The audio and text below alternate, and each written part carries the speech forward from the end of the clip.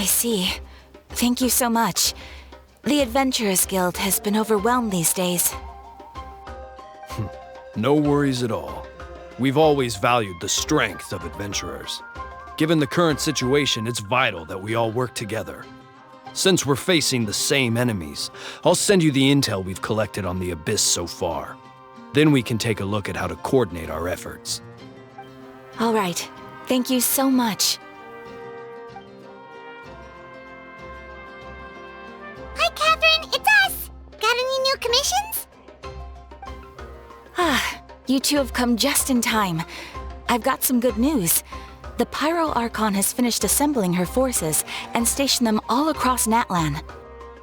Given how the Abyss has ramped up its activities lately, we can no longer afford to act only after receiving news of an invasion.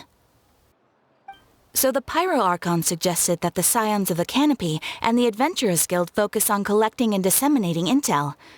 That way, we can stay informed of everything that's happening across the land. Once we receive word of enemy activity, we can notify the nearest camp and the stationed forces can take immediate action. Yes, precisely. This should also allow us to focus on gathering information, rather than running around and trying to tackle everything at once. So please also take a chance to relax, you two. You've been working hard these days, and this will be a good opportunity for some well-deserved rest. So that's the plan. Whew, we can finally stop and take a break.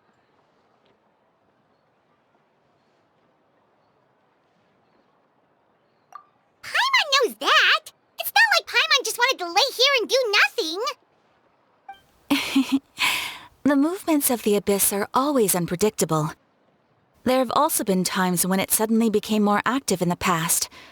The people here generally see it as something like an acute natural disaster. Once the disaster is over, everyone will return to their normal lives.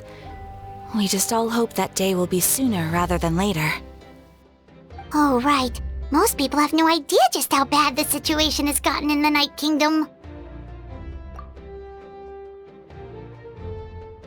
Oh, hey, Kachina! Are you feeling better now?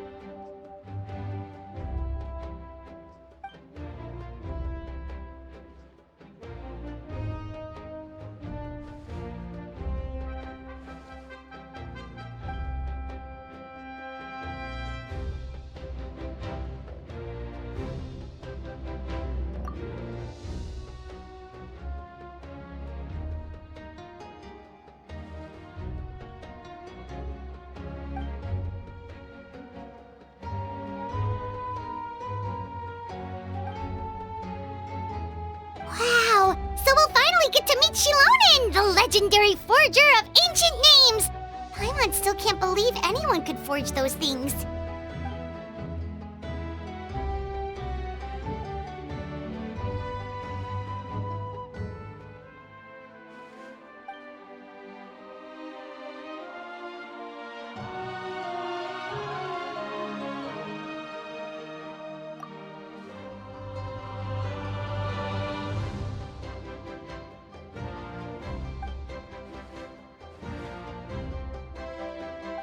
Have some confidence in yourself, Kachina. After all, you're already a victor of the Night Warden Wars.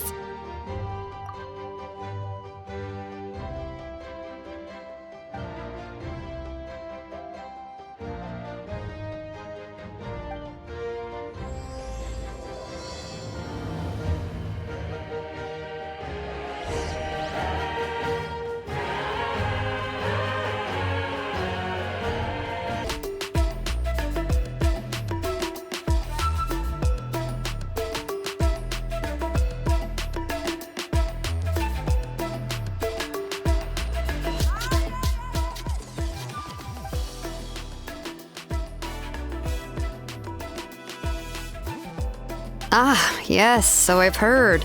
So young, and yet you've already got quite the reputation. Wait, are you Outlanders? Yep, we're travelers who just arrived in Natlan not too long ago.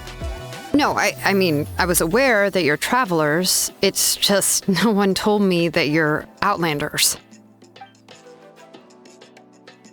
No, the only thing she said Izida new hero had pledged herself to the plan, but we'd need to forge an ancient name to ensure she'd be able to return safe and sound. And she did mention that it would be quite difficult to forge an ancient name for them, but at the time, I thought she was just commenting on my skills. But I seem to understand where the true difficulty lies now. Oh, I wouldn't go that far. I'm used to it, really. I just need a moment to process things. The Pyro Archon's requests are always difficult to fulfill, and we used to argue a lot. Honestly, it's probably for the better that she didn't bring this up at the time. Anyway, I can't argue with her if she isn't here, and it'd be pointless to take my anger out on someone else. But, just because I understand her rationale doesn't make me any less upset. After all, she must have known that forging an ancient name for an Outlander is an impossible task. It's impossible? As you probably know, an ancient name is a symbol of a hero's sparing glory, which grows even richer and heavier as generations of successors inherit it. We forge ancient names by engraving the heroic deeds of an individual who will become the first hero of that particular name.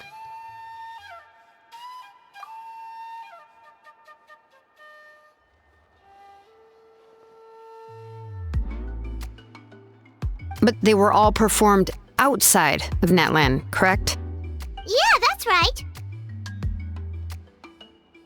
Then those deeds haven't been recorded by the Night Kingdom. To take it one step further, even if you had performed heroic deeds in Natlan, as an Outlander, your actions still wouldn't have been recorded by our lands. Only memories and experiences that have been acknowledged by the Wyab can be used as a basis for an ancient name. Even the greatest of craftsmen cannot create something out of thin air, you know. That's just how it is. Seems the Wyab don't want just anyone to get a name, huh? Mawika, of all people, should know better than anyone, yet she's still entrusted the task of forging the ancient name to me. Oh, Paimon gets it. Nobody's happy being asked to do the impossible.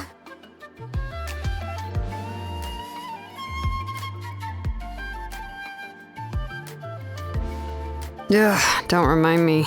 Let's just focus on how we can pull this off. How to achieve the impossible. You mean you're already willing to accept the task? Well, what else can I do? What's happened is already done, and it's not like I can outright defy the order of my Archon. If she gave me this order, then she believes the ancient name is an indispensable part of her plan, and that I'll be able to find a way to make it happen. In other words, the order is an affirmation of my abilities. Whoa, not only has she accepted the task, but now she's looking for silver linings?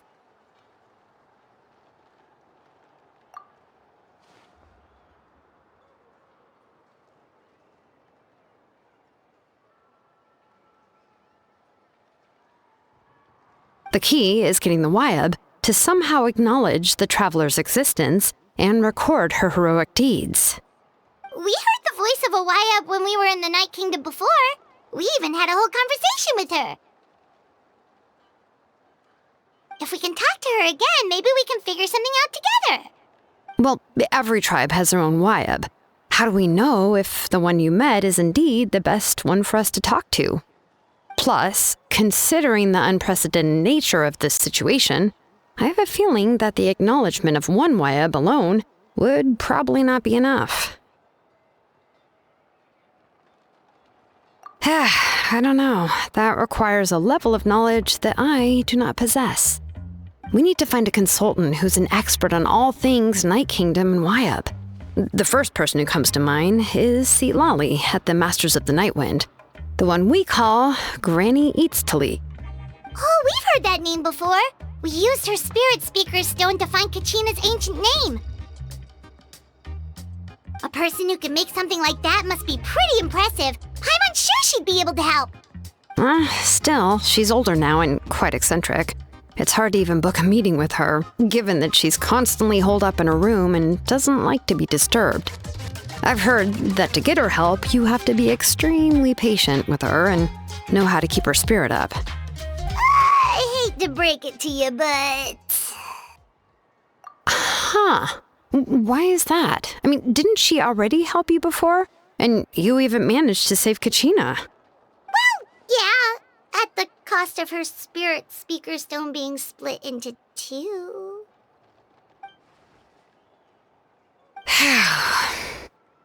Great going, Moeka. We're already off to a rocky start here. In that case, I guess your only option is to try to emphasize that this is an important order from the Pyro Archon.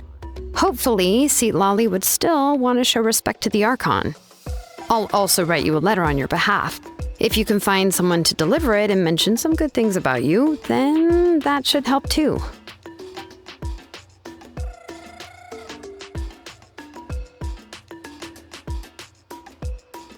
Paimon sure hopes a Hal won't interrupt when he's talking, though. All right, Kanich is a seasoned negotiator. I trust that he'll know the best things to say. Please just give me a moment to write the letter, and we can meet up near the Statue of the Seven later. Sounds good. We'll take a stroll in the meantime.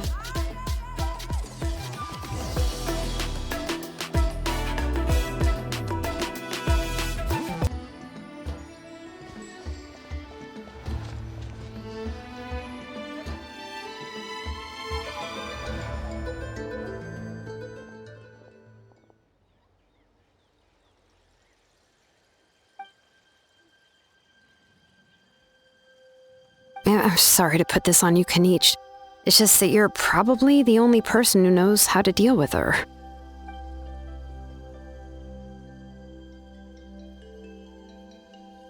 Oh, wait, so Kachina and the Traveler also know about the plan?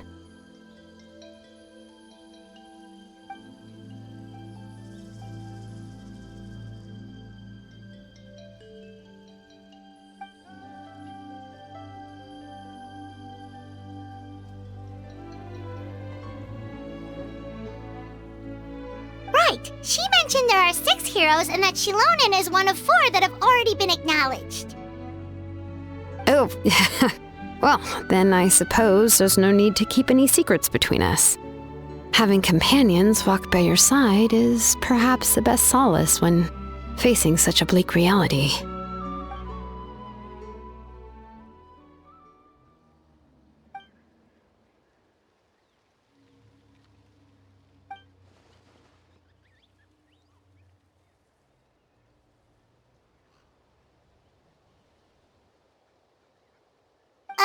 Seat Lolly knows him too?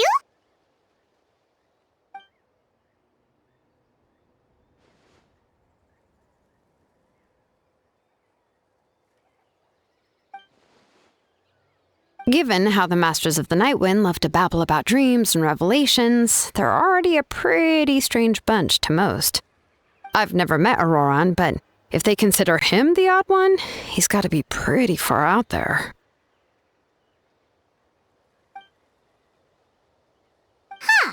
Makes sense. But Paimon wonders how Seat Lolly could be the first one to notice Auroran's disappearance if she spends the whole day in her room.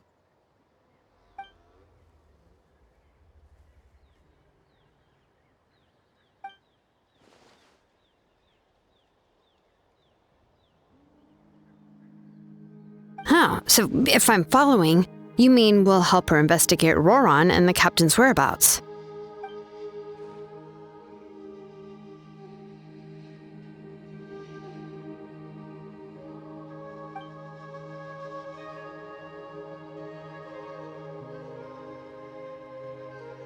Yeah!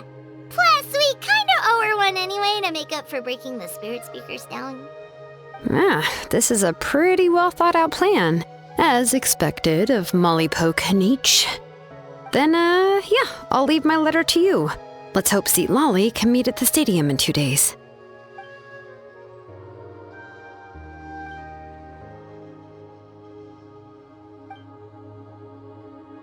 Okay, then let's part ways for now. I'll see you in a couple of days.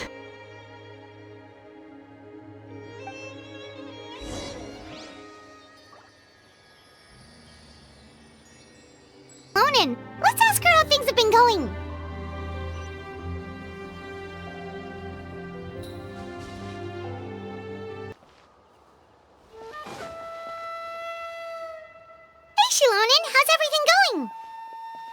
Hi, Traveler and Paimon. I have bad news. Lolly did not reply to our request, although I suppose I'm not too surprised. Huh? You mean she didn't even bother to give Kenichi a response? Guess she really does have quite the ego then. Yeah, well, she can be also quite eccentric, though she's one of the most gifted people around. Even the Masters of the Nightwind often struggle to work with her. My guess is that she probably has other reasons for not deigning us with a response. But let's go to the stadium and see if we can meet her there. If we do get a chance to talk to her in person, we can still try to work something out. That's true. Let's go!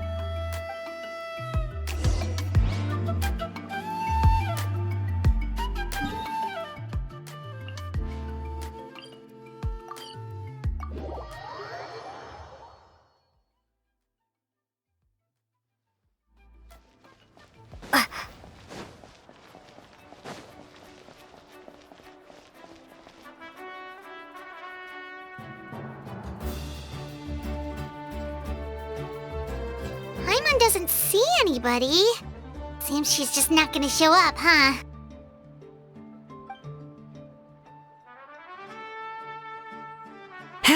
Well, we tried to be as considerate as we could, but she's under no obligation to help.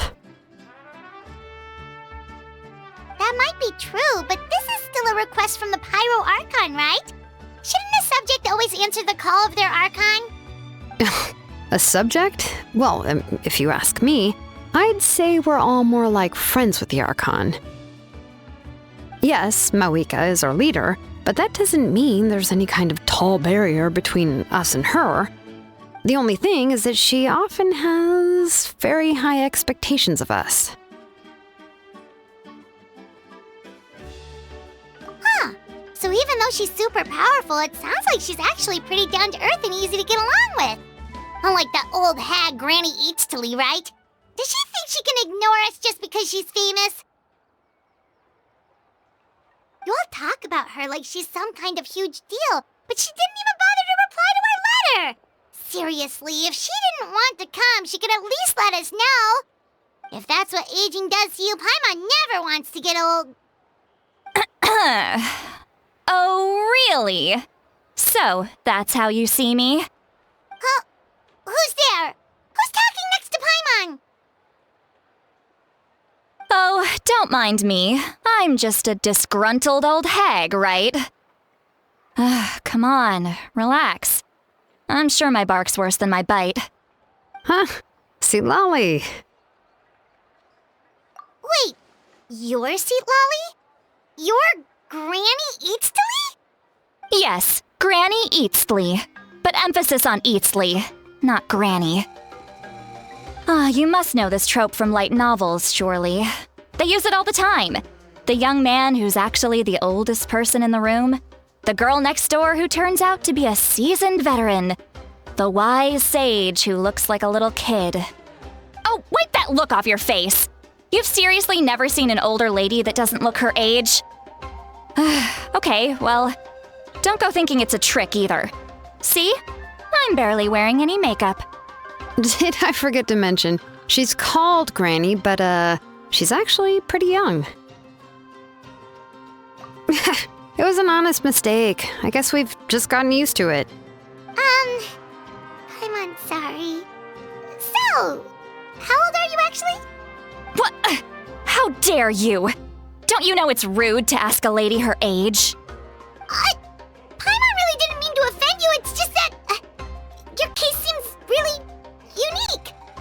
Oh, Paimon just wanted to apologize, but now she's putting more and more of her foot in her mouth.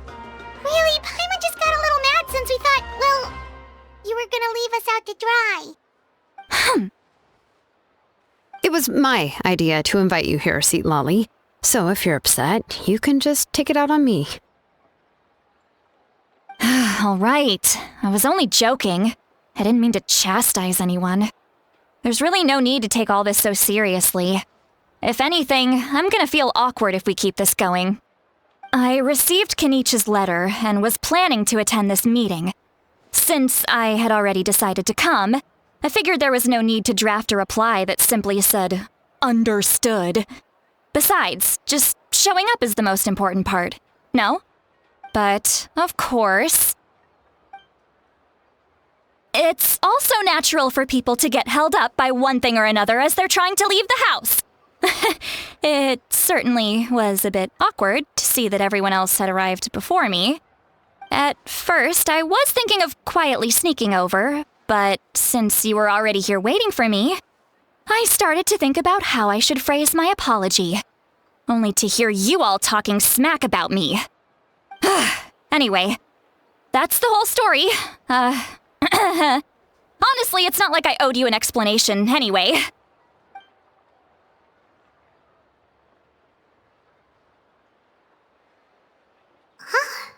What's with that expression? Was she feeling embarrassed just now?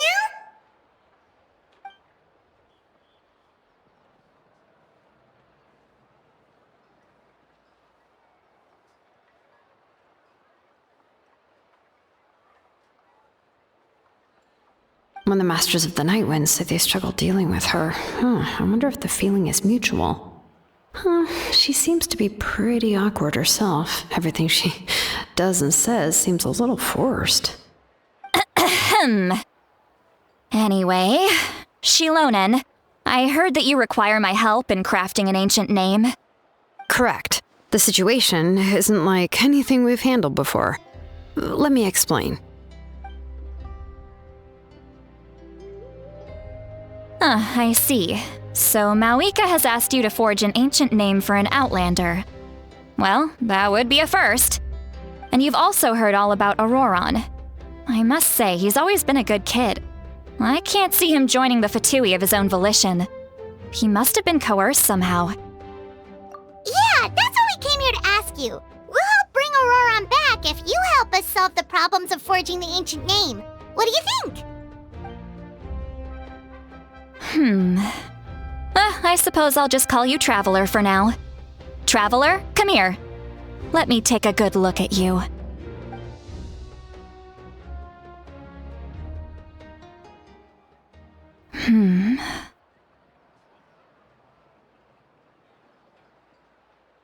Wealth leads to unending conflicts between people. Yet you alone transcend the value of gold.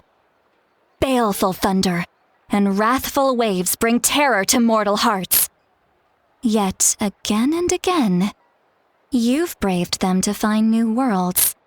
O weary yet free soul, even the most verdant leaf in the forest will pray for your happiness and safe passage.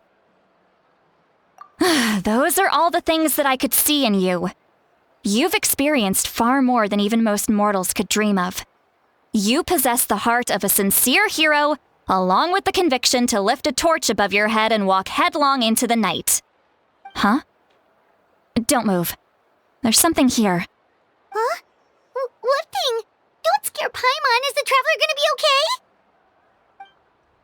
Shoo! That should do it. You've just returned from the Night Kingdom, so some fragments of souls were still stuck to your body. No need to worry. I've just cleared out the last of them. Isn't that kinda like having part of a ghost come back with you? It's nothing as serious as that. If left unattended, the most it could do is stir up some chaos in your mind, and generally worsen your mood. Well, in that case, better to get rid of them.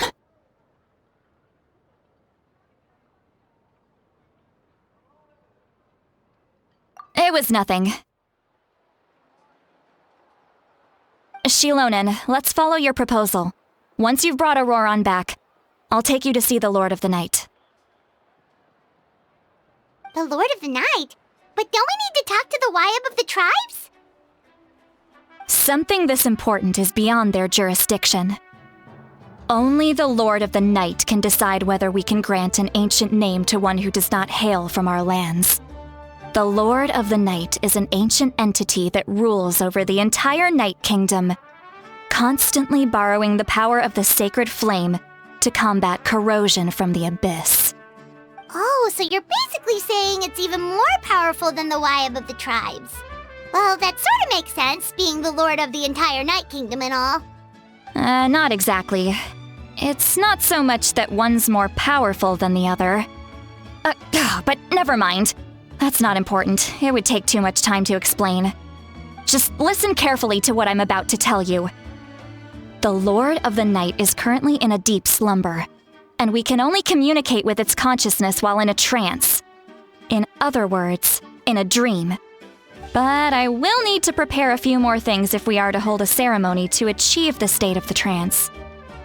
I'll make a list. Can any of you get everything for me? I can go. It'll probably be a long list, so better leave it to someone who knows all the local vendors. Sounds good. Then we'll go with St. Lolly to track down Auroron.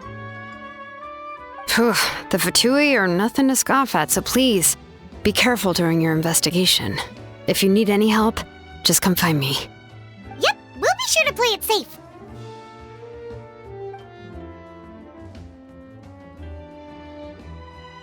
All right, now it's time for us to catch that brat and bring him back. I'm sorry I made you wait earlier. It was actually because I decided to swing by Auroron's place to look for clues. He has always lived alone, and I found a broken jar in his house. There was also something off about his phlogiston aphids, which I assume is because their keeper has been gone for quite some time. And interestingly enough, I saw some slash marks in the house that did not match any of our local weapons. My guess is they were left by Snezhnayan arms. Oh, sounds like the Fatui broke into his house and took him hostage. But why would they kidnap a kid who just spends his days living in the country and raising aphids? He's only in his 20s. What would they want with him? That's not to say that I believe he's totally innocent, of course. Since he's the only one who was kidnapped out of everyone in Natlan, he must have done something to attract their attention. In any case, we'll get to the bottom of this once we manage to get him back here. I'm truly sorry to put you two through all this trouble with me. But please help me get him back. You can count on us! All right, then let's start by heading to where Auroron was seen last.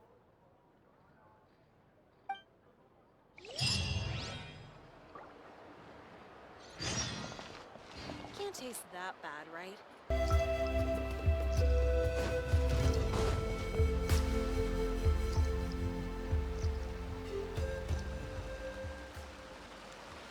This is the spot.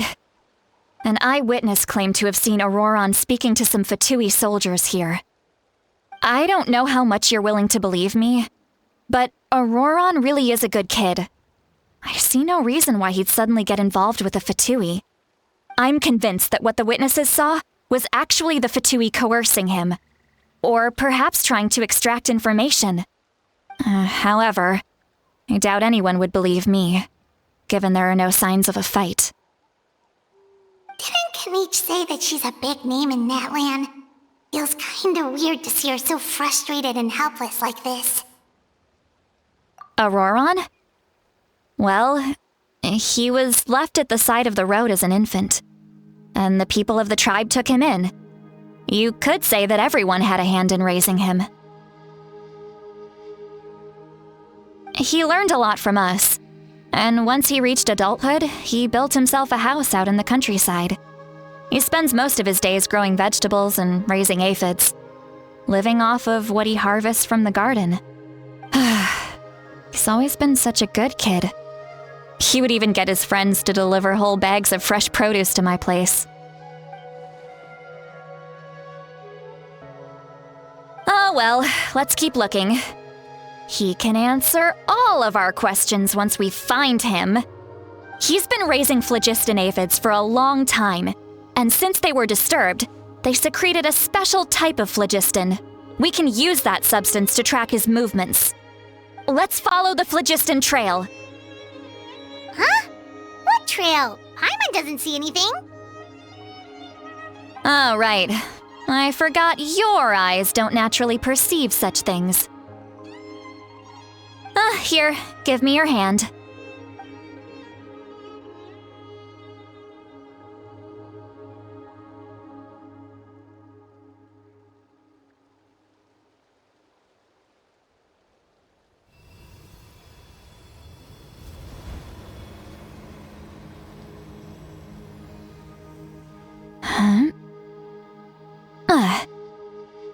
How about now? What do you see?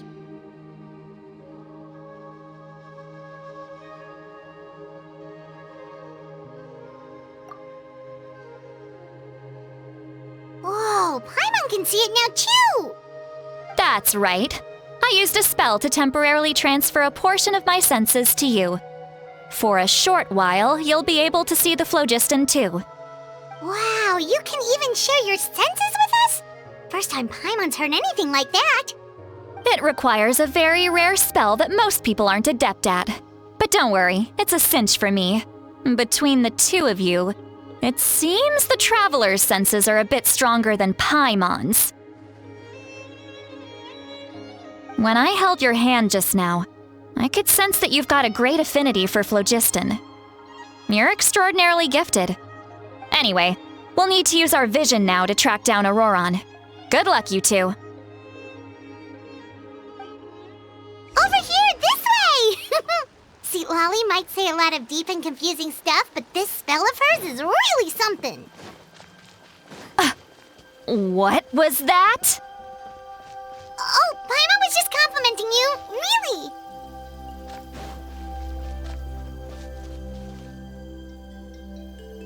What does she mean by deep and confusing? As far as elderly shamans go, I'd say that I'm already pretty easy to talk to. Is there any other old hag who's as fluent in the language of the youth as me?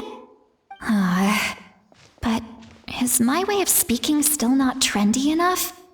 I've already tried my best to match their speech patterns. But given the looks on their faces just now, or perhaps I'm still not fashionable enough? But that can't be, right? Don't tell me they're still getting the impression that I'm super old-fashioned. Huh?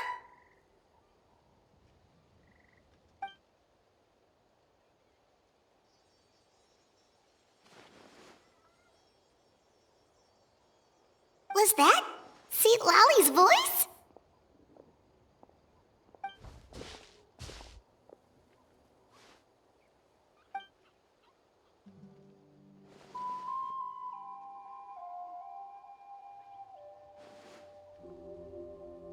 Now that I think about it, it's a good thing I found some helpers this time. Some things are best done with the help of friends.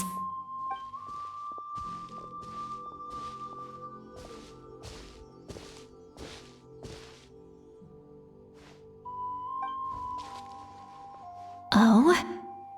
They appear to be feeling quite confident. Looks like our work will go smoothly.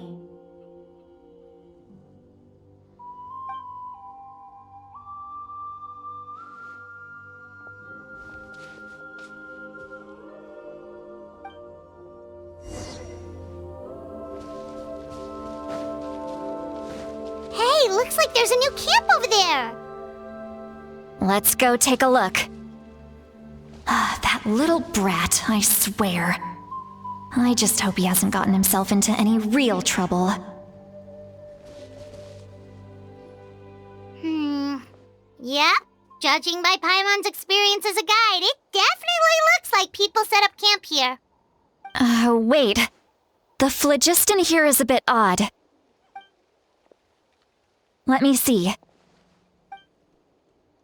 Paimon sees a small shape here. Could it be some sort of symbol? This is a distress signal for the Masters of the Night Wind. Only someone from our tribe would recognize it. So Auroron was indeed being threatened. We've got to find him, fast.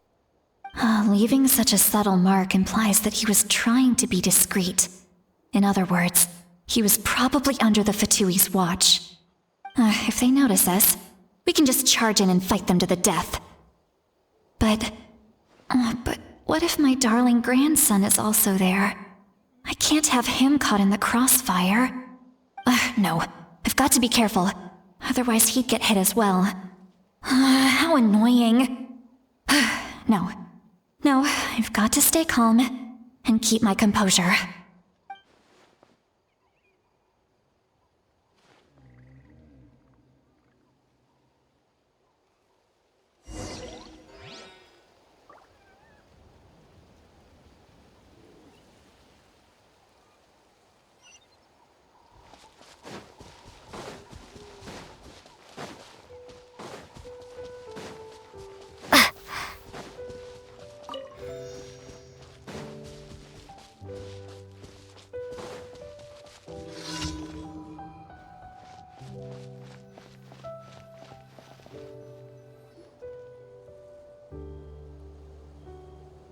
there are traces of people staying here too.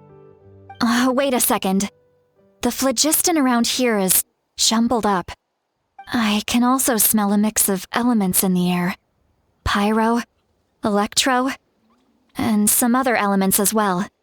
Kanich told us that you were super amazing. No wonder you can sense so many more things than us.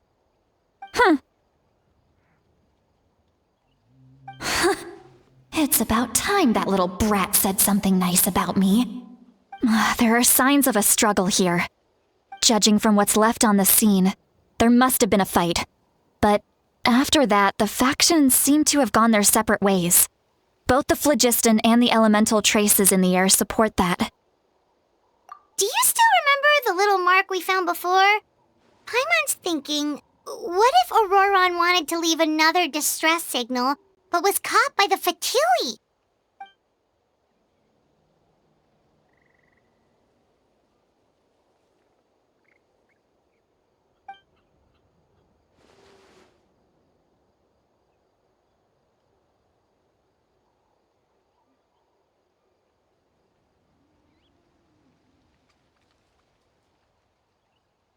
Given there are 2 signals leading from here, we should split up as well. I'll take this direction, and leave the other one to you. Let's meet up again later.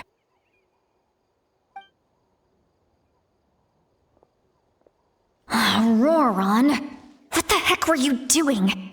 It's one thing to trouble me, but now I had to bring other people into this as well. You little brat. And off she goes! Traveler, did you hear all of that as well? Once Seatlolly left, that voice went away as well. Paimon even tried calling her name inside Paimon's head, but there was no response. So you were thinking the same thing! Paimon also thought that if we could hear what she was thinking, then she could probably also hear what we were thinking in our heads.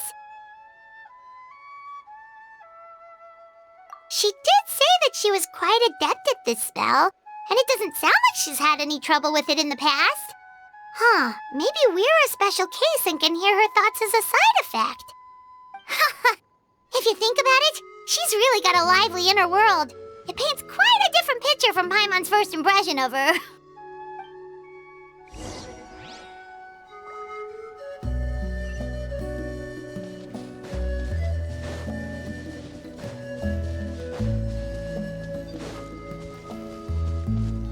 Paimon sees some traces here. Let's follow them and see if we can find anything up ahead.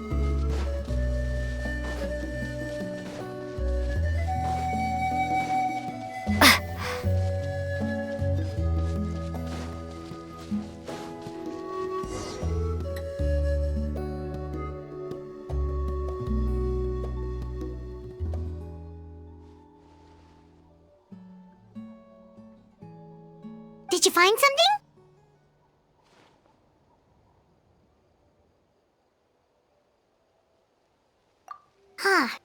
So we can't tell where Auroron might have gone from here.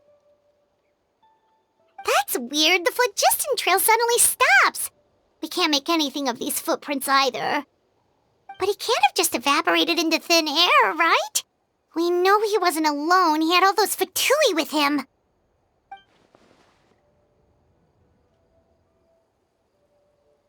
So, you can hear the sounds of the wind from beneath the earth.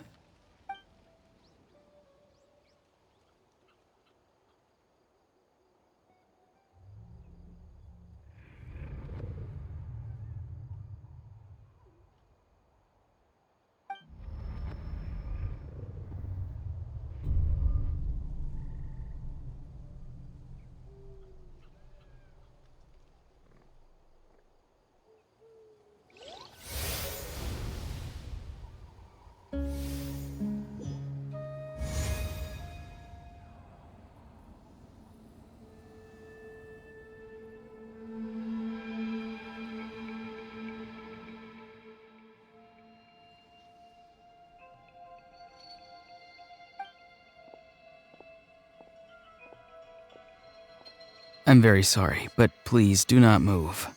I have no desire to hurt you.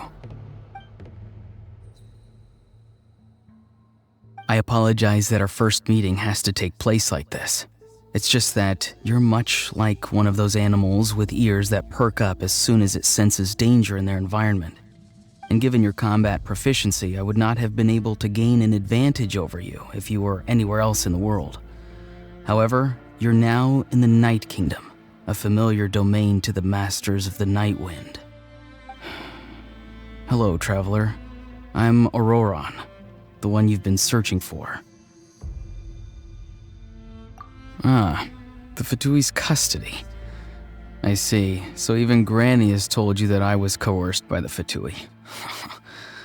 I'm afraid you've been brought here by a lie, like a false omen in the lingering smoke.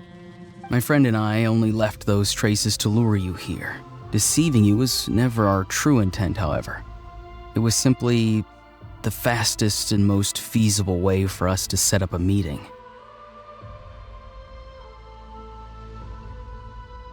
Greetings, traveler from afar. Be careful with this traveler. Her soul is temporarily restrained by us, and it appears to have become more fragile in the process. It's taking all my concentration to hold on to her. It was I who tasked Auroron with leaving the traces to lead you here, and I who used the Master's ritual to bring your soul to the Night Kingdom. I've heard much about you from the past encounters you've had with my colleagues. Given the present situation in Natlan, I would like to sincerely request a formal meeting with you, in person. I will use the opportunity to explain my goals and motivations to you, as well as why I mistrust Malwika, the Pyro Archon. I believe there is little reason for you to blindly follow her plan. If you would like to hear our intel, then find us to the east of the stadium. But remember, not a word of this to anyone. I would like to avoid any further conflict. You will see me again once you return to reality. No matter what I say, please, help me keep this a secret. This is all to avoid dragging Granny into this conflict.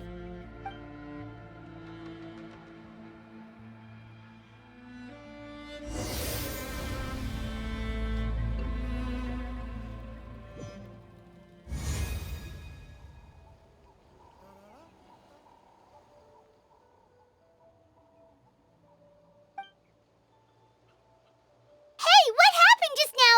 You suddenly collapsed and stopped responding!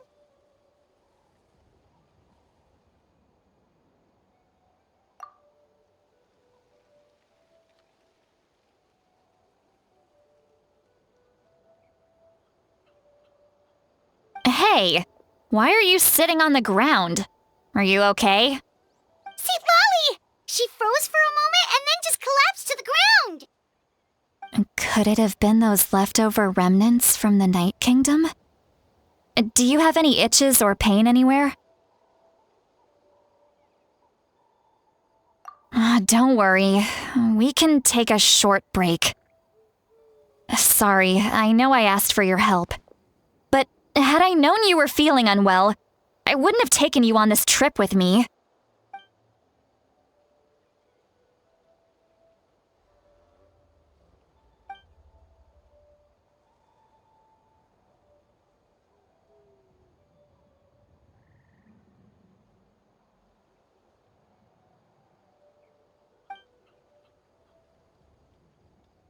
If you're feeling sick, you should just say so. See, Lolly should be able to, exorcise any ghosts or weird stuff that you picked up in the Night Kingdom. A seasoned traveler must know the importance of not pushing yourself beyond your limit. If you need anything from me, just say the word. In any case, let's take a bit more time to rest now.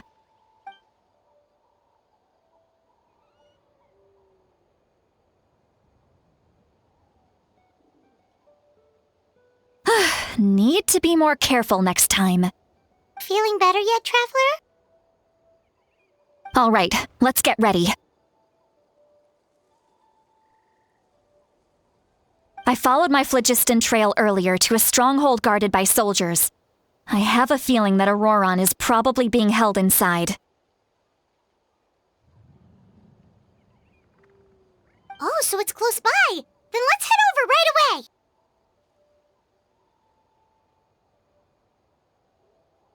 Well, I recruited you to be my helper, which means we're in this together. Like the wind and the clouds. We either move as one or not at all. But if you want to make it up to me, then just be sure to fight extra hard when the time comes.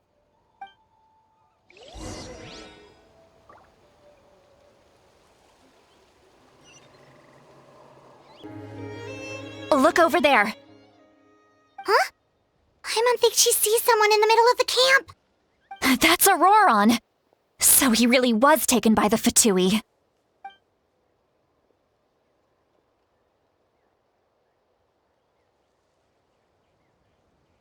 All right, we'll take the lead.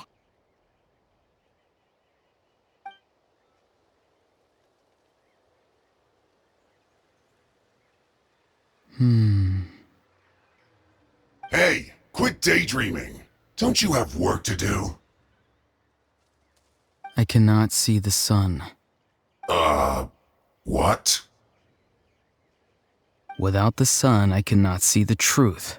You are currently blocking the light, so I must beseech you to move aside. Huh? Okay, Mr. Philosopher. That's enough mumbo-jumbo. Wow. I'm going to rip that guy's head right off. See, Lolly's struggling to control her temper now.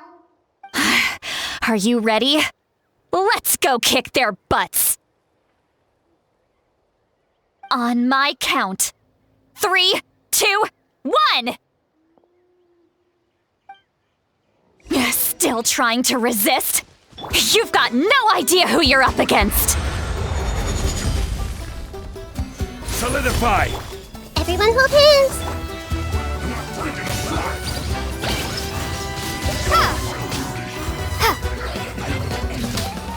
This might hurt a little. Stabilize! Committed to memory. Boing, boing, boing.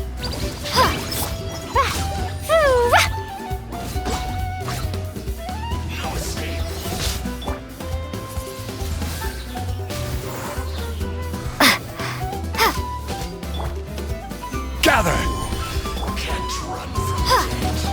Hey!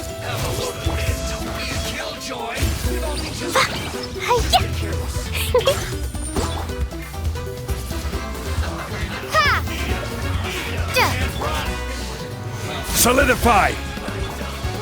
Everyone hold hands. Pew! Be gone!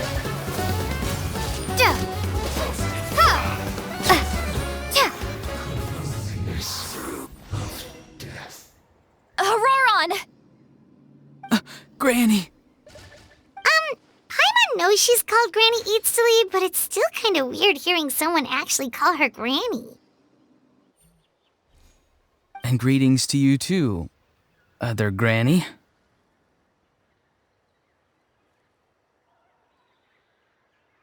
What did you just call her? Granny. Is that not right? You are Granny's friend, are you not? You seem to be approximately the same age as her, so I figured you're also a Granny. How many times have I told you? It doesn't work like that. There are a lot of people who look about the same age as me. You can't go around calling everyone Gramps or Granny. Oh, wait. He's not a child, is he? Don't tell Paimon he's one of those people who look like an adult but are actually only 8 or 9 years old. Oh, your words have pierced my heart like a thorned vine. Given how hard those thorns are to remove, I may just need to find a pair of tweezers. Why are you so upset? You can just say yes or no. Of course I'm not a child. It's just Granny always taught me to show gratitude where it's due. And since the Masters of the Night Wind raised me collectively, I basically see everyone above a certain age as an elder I should look up to.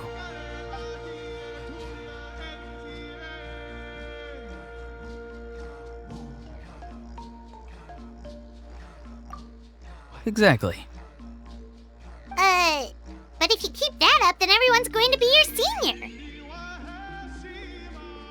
do you think saying all of this is gonna save you from a scolding, Auroron? Haven't I told you 100 times since you were a kid? Heed the 3 warnings. Be wary of beasts prowling around, scammers looking for their next victim, and strange people who appear out of nowhere. Oh, so you do remember, and you just chose to ignore them. I always knew that living on your own was going to get you into trouble sooner or later. But getting kidnapped? That really takes the cake. You won't always be able to rely on other people coming to your rescue, you know. You're just lucky we got here when we did. Or we might be launching another search and rescue operation to find out where they put your severed head. I'm sorry, Granny. I'll be more careful next time. Next time? Oh, good one. You think there'll be a next time after this? Not a chance. They didn't hurt you, did they? No, they just asked me a lot of questions about Natlan's terrain and made me draw a map of the ley line distribution. Okay, now answer me honestly. Were you the one who helped the captain escape after his battle with the Pyro Archon? Yes. So why did you do it? Because they said they would need my help from there on out. They also said that if I refused, they'd just come to you, Granny, and they'd already figured out a way to make you do their bidding. Hey! I'm no ordinary Granny! Would they really dare to come after me? And you! Did the gods give you a brain just for you to not use it? Did you really believe everything they said at face value and not stop to think? Thankfully, the Pyro Archon only asked that we find the mysterious individual from the Masters of the Nightwind and didn't slap your name on a wanted poster. Don't think for a second that she doesn't know what's happening. Even if the truth that you see will soon manifest into reality, there is still no need to preemptively panic. Have you forgotten the words that I've taught you? I'm sorry. Forget it. We can submit the details of this camp and the defeated Fatui as evidence of your innocence. Let's clean this place up and get back to the city. Auroron, you better remember this lesson well and seriously reflect on your actions. Also, once we return to the city, come to the speaker's chamber with me. I'll need you to explain everything. Sounds good. Should I bring some of my homegrown vegetables as well? Your vegetables? Yes. I grow a lot of fresh produce in my garden. I hope the Pyro Archon won't be too picky about the selection. Now's not the time to be thinking about that. If you do come face to face with the Pyro Archon, the first thing you should do is... Recite the 3 warnings. Huh? No! You should emphasize that you were not in cahoots with the Fatui! How exactly did the Masters raise this guy? Oh, right.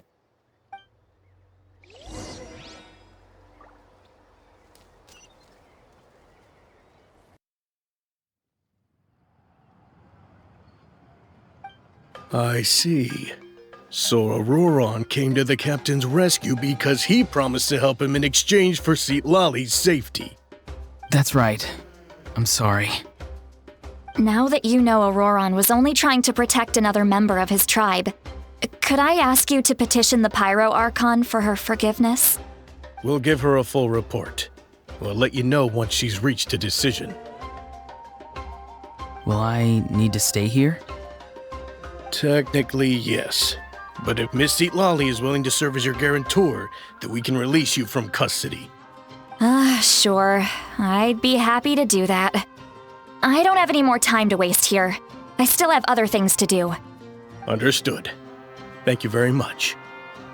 Mr. Auroron, please report back to the Speaker's chamber as soon as you've received notice of the Archon's decision. I understand. Thank you. And thank you too, Granny. Well, at least you won't need to hide your face anymore. Traveler, Paimon, thank you very much for your help.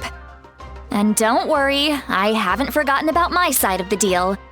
Once Auroron is settled, I'll go talk to Shilonen and get started on forging an ancient name for you. Oh, thank you! You scratch my back, I scratch yours. It's as good as done. You can just go twiddle your thumbs or something while you wait for the good news. Bye for now. Come with me, Auroron. We've got to find you a place to stay for the night.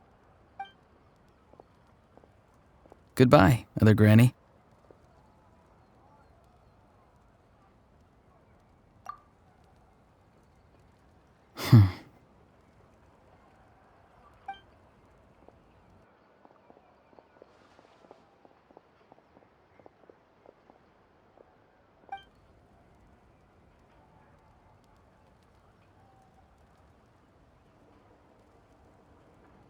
We're finally done.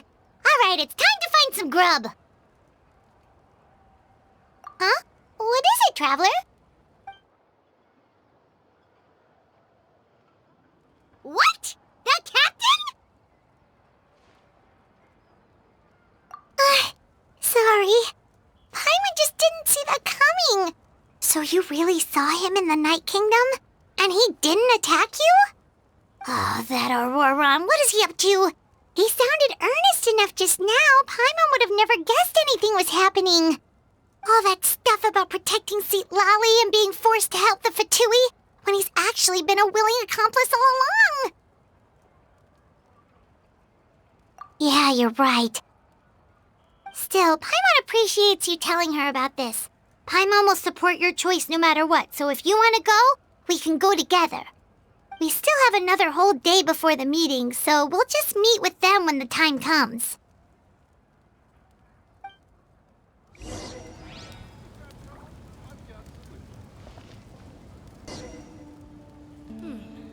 What are they saying in the tribe?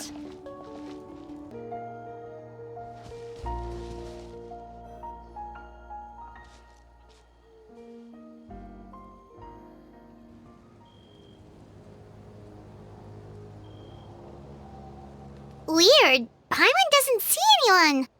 Oh, please don't let this be a trap.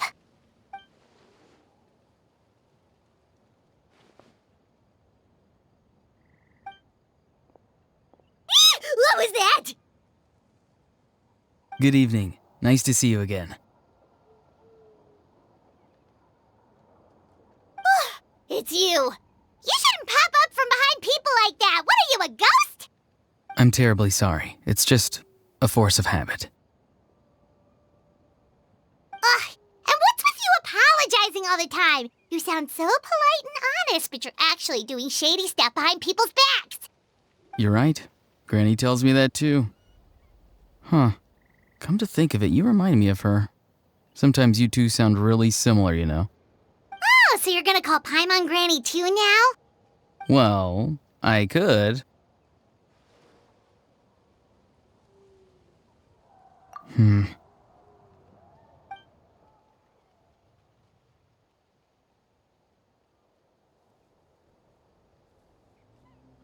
It's all clear. Over to you. Excellent. The fact that you showed up proves that I was right about your character.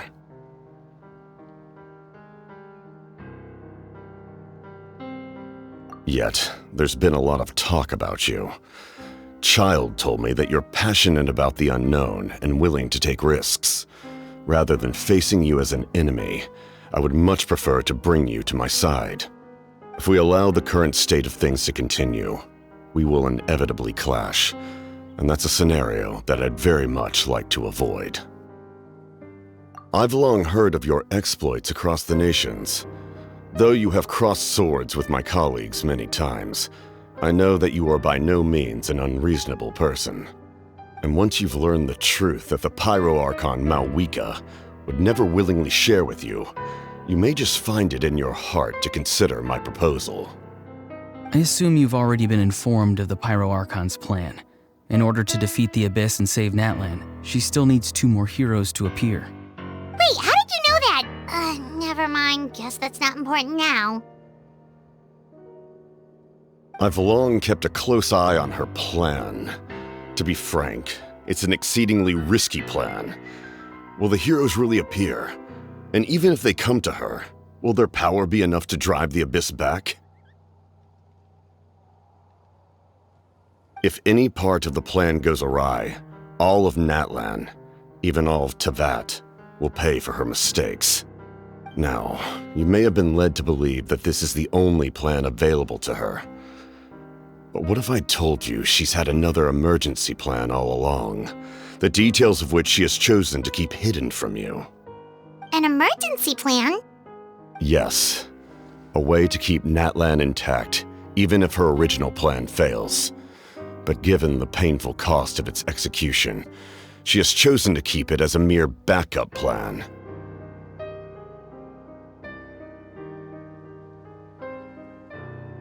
Whether this stems from hesitation, fear, or even naivete, I cannot say. But Natlan cannot afford to wait until she comes to her senses.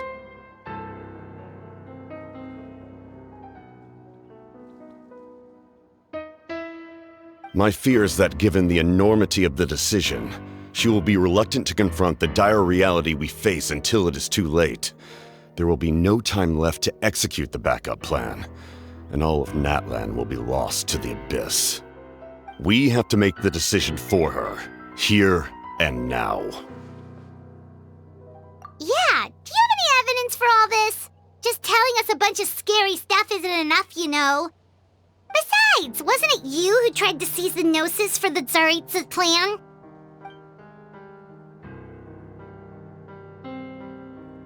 I knew you'd be clever enough to see. That's right. I did not seek the Gnosis for the Tsaritsa. Since I was defeated in battle, I must put to rest my thoughts about the Gnosis. But even so, my desire to save Natlan remains unchanged. And now, I have found a new way to solve the crisis. We can implement it immediately if we reach an agreement. Someone's here. Huh? The captain disappeared! Something is rapidly approaching. Oh no. Something? Bad news, chump! It's your granny! Oof. See, Lolly? When did you get here? I knew something was amiss after we were separated. Hidden ceremonial tools, an unconscious traveler. I must say, I'm very curious about what you're up to. How dare you go behind our backs like this, Auroron? Colluding with the Fatui?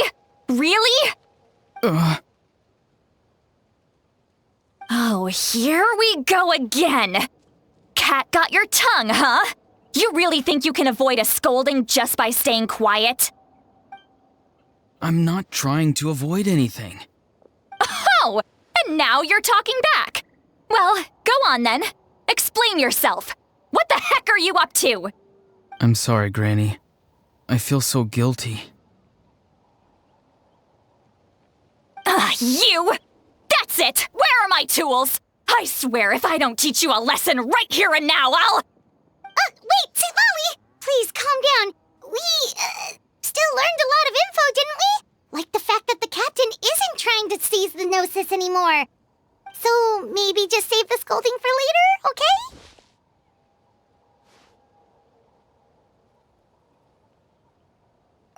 Listen well, Auroron. You're only getting out of this now because of the Traveler's plea. This isn't over. You hear me? You're right, Traveler. Let's go. We can discuss this more back in the city. You two keep an eye on Auroron for me, okay?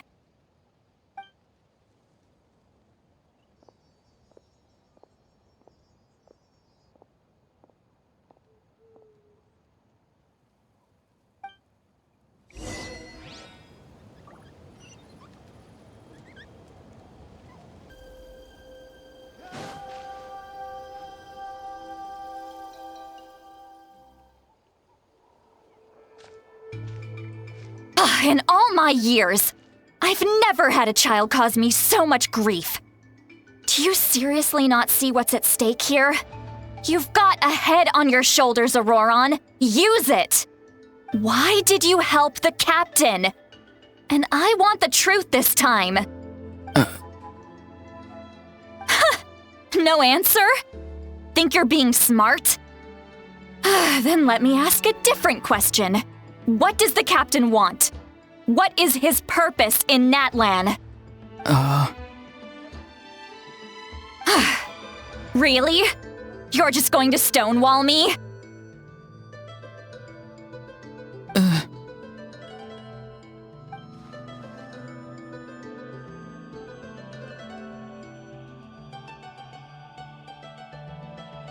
Just use your brain for a second. What do you possibly stand to gain by helping the captain? Only endless trouble awaits you and everyone in the tribe. You've always been a good kid. Why would you throw that all away now? If you're worried about something, just talk to me. Granny would much rather we had a conversation instead of constantly clashing like this. Why is he staring at us all of a sudden? I'm sorry that you have to hear all this. Indeed. It's like going to visit a friend at his house, only to suddenly hear your friend berating a naughty Saurian. Well, that's an oddly specific analogy. Wait, did one of your friends really do that? Yes. And every time my friend scolded his Saurians, they would look at me the same way you're looking at me now. Helpless and embarrassed. Wait, but you're the one getting your head chewed off. Stop making this about us! Indeed, you've got a point. Then please just hang in there for a little while longer. Granny should be done with her scolding session soon. Oh? You dare gossip between yourselves instead of listening to me? You... Sorry, Granny. Sorry, Granny. Sorry, Granny. You know what? Fine. I'm perfectly aware that everything I say goes in one ear and out the other. You're all grown up now, so why would you listen to an old hag like me? You say all the right things, but then you go and completely ignore me. Well, if that's how you're going to treat me, you can stop sending Aoife over to my place to deliver your stupid vegetables! I don't need anything from you! Who's Aoife? A delivery person? That's irrelevant. The point is, he hangs out with this kid, so he must be no good. You kids get to a certain age and suddenly act like you know it all. There's nothing I can say to get through to you. Auroron, if you're still thinking about that so-called duty, then please, just forget about it. The ley lines did not fall to this state because of you. And we've long closed the book on that incident. Seems they've started talking about some kind of tribal history. I'm starting to get lost. That's not it, Granny.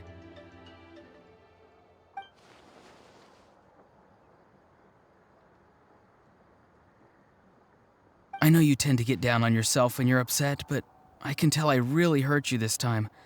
All I can say is I'm sorry. His voice. Auroron! Where have you gone? It sounds like he's somewhere super far away, but isn't he right here in front of us? I'm really sorry. It's up to all of us to do everything we can to save Natlan. So I've got to go. Get back here this instant! Auroron! What is this? Powder from plant spores? Is that the trick he used? What just happened? How was he able to suddenly get so far away like that? It's a trick of his. If you grind spores into a powder and spray it in the air, it can be manipulated to create an illusion. He pulled it off flawlessly.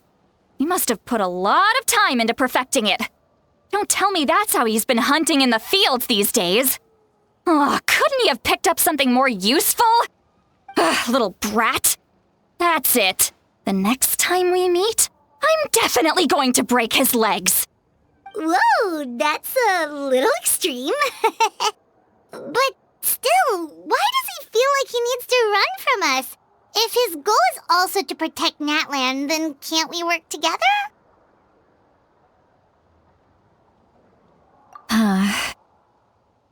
I'm sorry for interrupting your conversation with them earlier. But even if you'd been able to hear them out, there's no guarantee you would have gained anything substantial. Auroron probably did everything he could to get away because he knew I'd get the truth out of him sooner or later. Ah, that brat. I swear.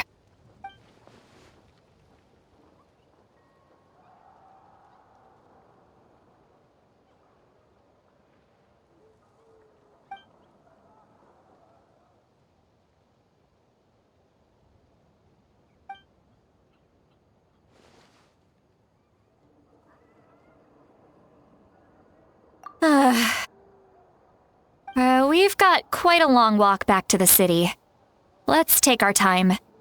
It'll give me a moment to figure out how to explain all this.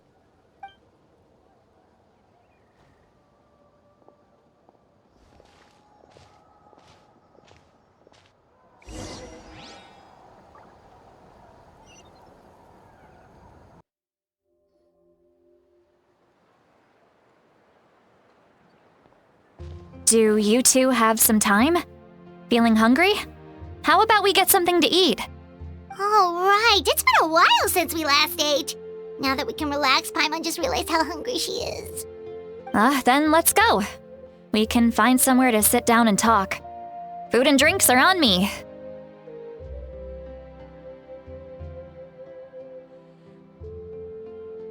How did this become Paimonville?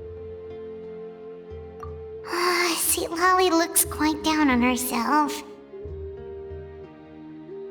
Alright. It's on Paimon this time. What's one meal to the best guide into that?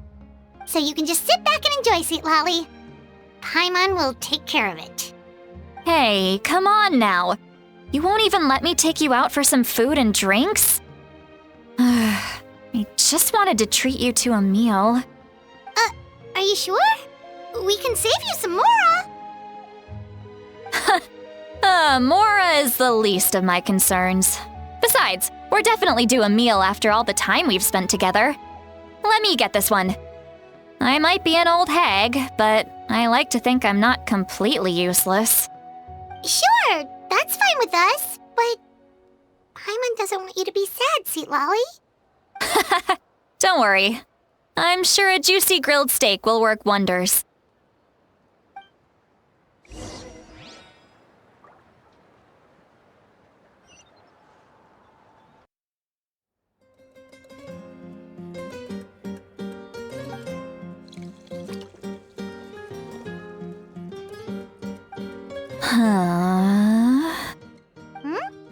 What are you looking at? Do you see two people standing by the door? They look like spitting images of each other. Are they twins?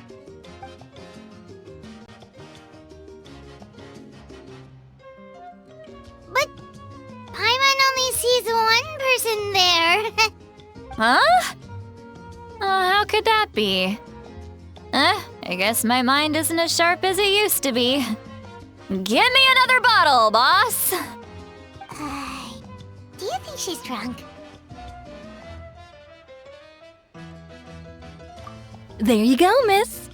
Oh my, it's not every day you get to see Granny Itzley here with some friends. Not to mention ones who've made a huge name for themselves recently. Oh, so you've heard of us? Of course I have. Aren't you the ones who saved Kachina and brought her back? No wonder you hit it off with Granny Seedlolly. She wouldn't spend time with just anybody, you know.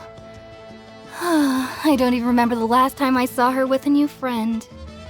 Wait, so you call her Granny too? Well, given our ages, it'd probably be more accurate for me to call her my great-great-granny. She's one of the most famous people at the Masters of the Nightwind. Most days, hardly anyone even dares talk to her. Huh? Gossiping about me right in front of my face now, are you, Chonka? Oh, please, Granny, I wouldn't dare. I'm just beyond happy to see you bring over some new friends. After all, any friends of our regulars are sure to be great customers too. All right, that's enough. Go on now. I'm sure the other customers would like to talk to you as well. There's no need to keep staring at me. I promise I'll keep my alcohol down until I leave. Well then, you have my thanks.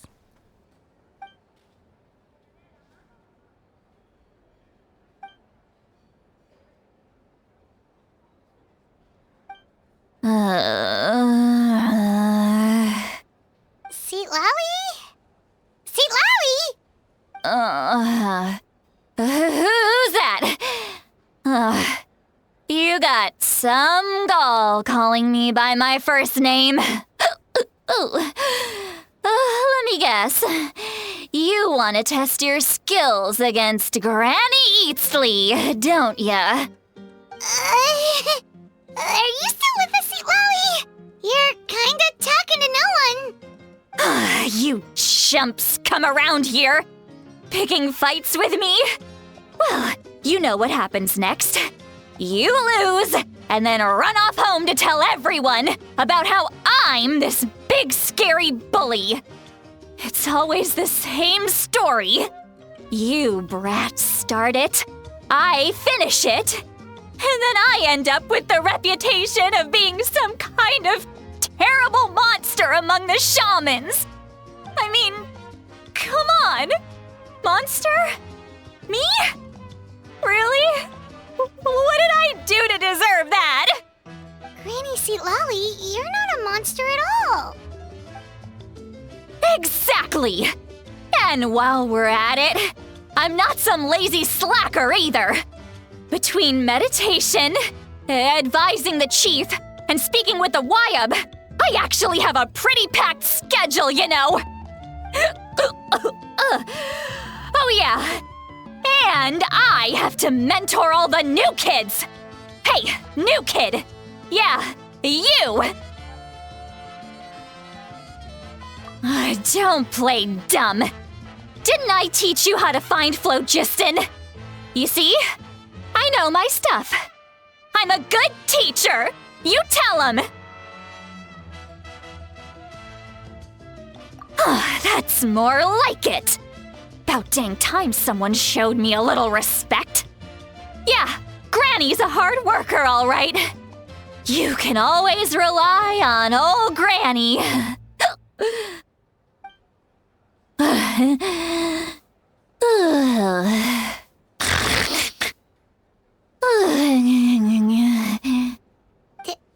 Did she just fall asleep with her eyes open?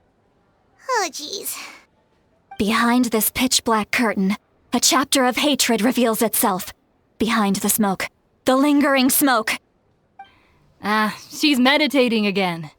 She does this whenever she's had a few too many drinks. Her mind's actually racing at this point. It's quite the opposite of sleep. Is this another specialty of the Masters of the Nightwind?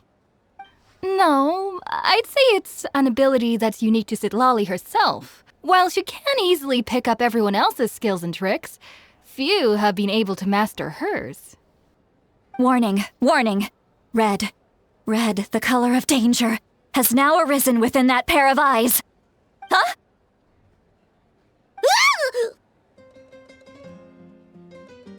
Traveler? Paimon? What's wrong? I'm gonna hurl. Hang on, just keep it in. Phew.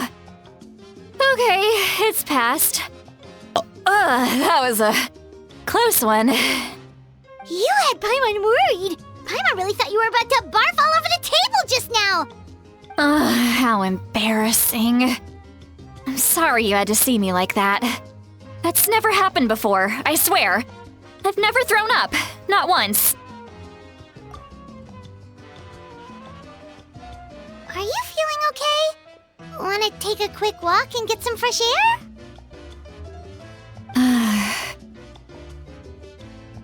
There's so much that I want to say, but I can't. Why not? Of course you can. Just say whatever's on your mind. Please, Paimon, it's not as simple as you think. We've only known each other for a few days, right? What would you think of me if I were to start dumping all of my complaints on you after we've only just met? Oh, Paimon gets it.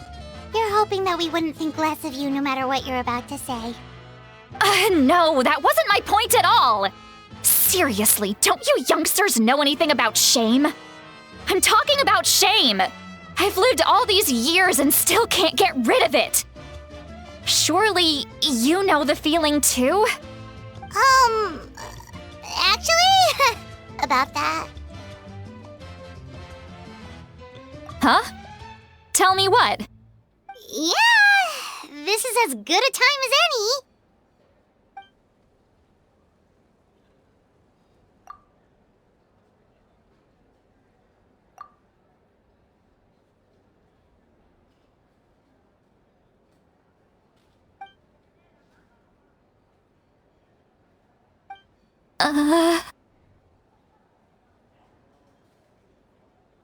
So, you heard my... It's okay, Sweet Lolly. You had every right to complain about those things. I can't take it anymore! Why do these things happen to me? Hearing me mumble under my breath is one thing, but hearing what I mumble in my own head? That's too much! It's just like when you're rolling on the floor in your pajamas, but you forget to lock the door, and someone bursts in to deliver cabbages and sees the whole thing! So that, happens to you a lot. It happens to people in general, okay? Doesn't matter if you're 200 years old or 1,000 years old. Everyone rolls around in their pajamas sometimes. I was just picking something generic.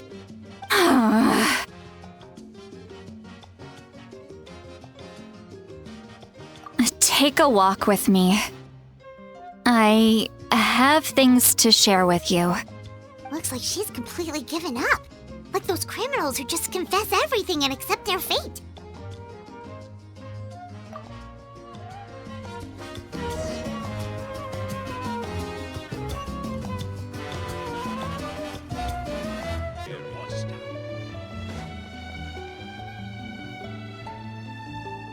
Well, great view, right?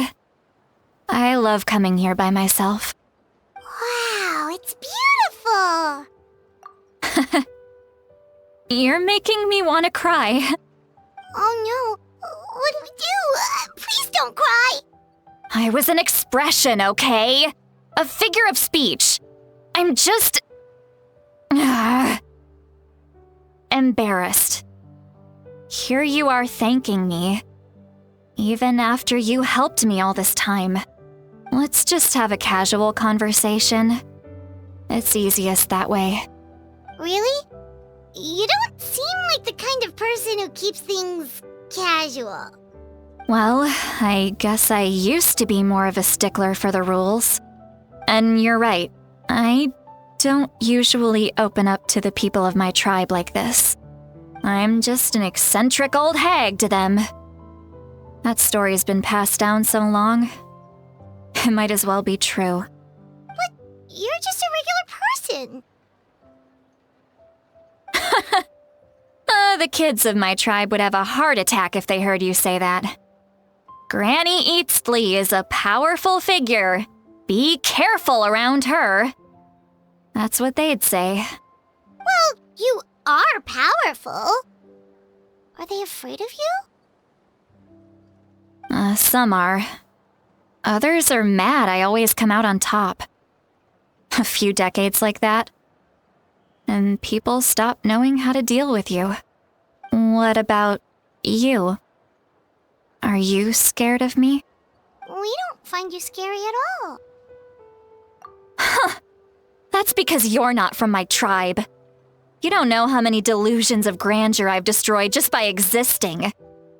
I make people realize that no matter how hard they work, they'll never become a living legend like me. Oh, Not to brag or anything. Maybe it's hard to believe. Just pretend I never said anything. We believe you. Shilonen has full faith in your abilities, and Auroran didn't seem scared of you. He thinks of you as his granny, right? Yes, but Auroran's a special case. Mawika already told you about her plan. And you've given so much help to Auroran and me. You deserve to learn the full truth. Auroran's not like other people. As I mentioned, he was abandoned as a child. The reason being, his soul is incomplete. The Masters of the Nightwind view this as a bad omen, capable of bringing about illness and misfortune. No one knows who his parents were. He was just left on a rock in the wilderness. It's a miracle he wasn't devoured by some wild beast. The Masters of the Nightwind believe they can see human souls, and in Auroran's incomplete soul, they saw a possibility for Natlan. A possibility to turn Auroran into a vessel for lost souls. The ceremony would allow lost souls to gather within him. Auroran would then be sent to the Night Kingdom to return the souls to their rightful place, strengthening the ley lines and completing the ceremony. Wait, that doesn't sound right. Now you see the problem. When damage occurs to the Night Kingdom, the souls held within disperse and remain adrift, unable to find a way back to the ley lines.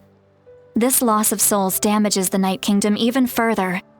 The ceremony can send back countless souls at once, which would benefit the Night Kingdom and the souls themselves. Of course, the vessel, Auroran, would be sacrificed in the process. I wasn't surprised the chief at the time came up with the plan. The ley lines were already in a terrible state. A suitable candidate for the ceremony appears, and now you have the chance to make things better. Of course you're going to take it. When the chief asked for my opinion, I didn't give my approval, but I didn't object either. So they went ahead with the ceremony. It failed, and Auroran escaped with his life. Pathetic, isn't it? By not objecting, I basically gave them the go-ahead. Maybe they didn't have my explicit approval, but it's not like I did the right thing. If the ceremony was successful, Auroran would probably be dead. Of course, in my tribe, death is rarely something to fear. But what kind of message would we be sending by sentencing a newborn to death? By using a human life as a tool? It's not right. So, when I learned the ceremony had failed, I was ashamed by my inaction, and absolutely relieved by the result. The plan was never a secret. Or, I guess I should say, there was no point to keeping it a secret. A simple investigation from Auroran would reveal everything. Everyone thought he would be happy he survived, and he never really said anything to the contrary. But just as I was about to put all of it behind me, he asks this question. Would Natlan have been saved if the ceremony succeeded? Wait, but it's not his fault. He knows that, but he still feels guilty. Auroran has a strong ability to perceive souls, more than any of us. He understands just how dire the situation with ley lines has become. Maybe he chose to work with the Fatui because he still thinks he owes a debt to Natlan. I can only imagine what they told him. Traveler, didn't the captain say he found a way to solve the crisis? Maybe that's what brought Auroran into this. Anyway, we can't just let things go on like this. We have to convince him to come back!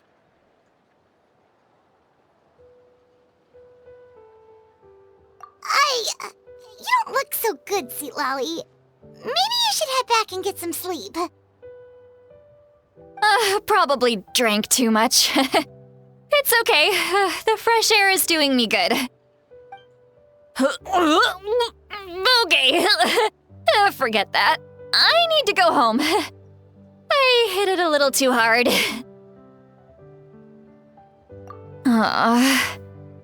You've helped me so much already. How do I even begin to thank you? Hey, we're friends, aren't we? Besides, you already said you owe us a favor, so you don't need to worry about us. Good point. Well, I'll go home and get some sleep. We can figure out our next move in the morning.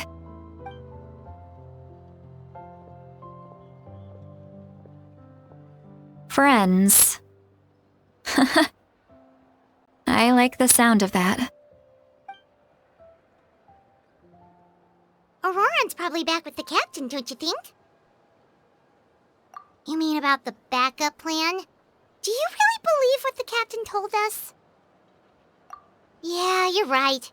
We should just go to her directly. But she's probably asleep. We can find her first thing in the morning. For now, let's... go to bed.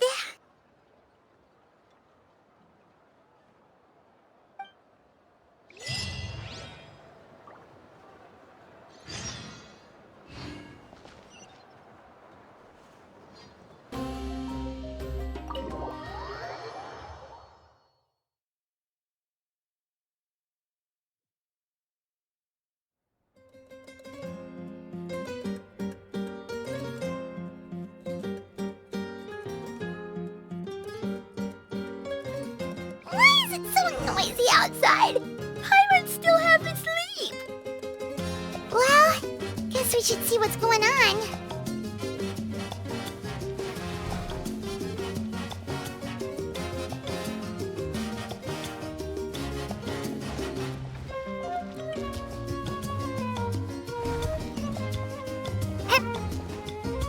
A time trial.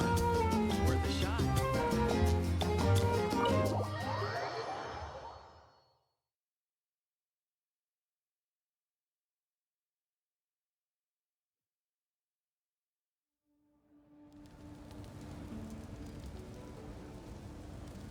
You're already here. I was just about to come get you. Wow, you're up early. That's impressive, especially after all the drinking last night. Let's not bring up last night. I'm embarrassed about the whole thing. Anyway, I was also woken up by the commotion. Looks like all the warriors from the stadium are on the move. I heard many areas have been attacked by the Abyss, including the Masters of the Nightwind. I need to head back right away. The Abyss attacked again? Are you sure you can handle it on your own? Do you need our help? I'll be fine. We also have the support of the warriors stationed at the various outposts. Given the quick response, things shouldn't get too serious. The stadium could always use more manpower, so you should join the forces here. I'm done making excuses for him. He's not a child anymore. He needs to take responsibility for his actions. I was the one who vouched for him, so I need to report back to the Speaker's chamber. I'll accept however they choose to handle the situation.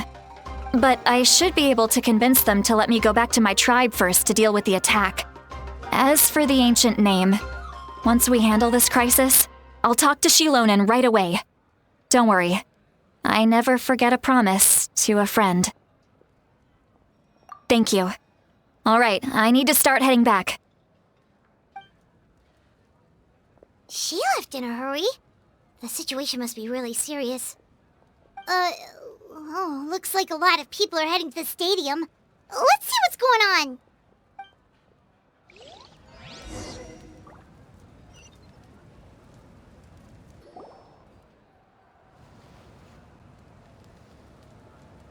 Traveler, over here!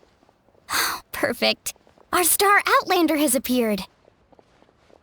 Oh, you're all here! But, what's with the whole star Outlander thing? Just my way of saying how awesome you are.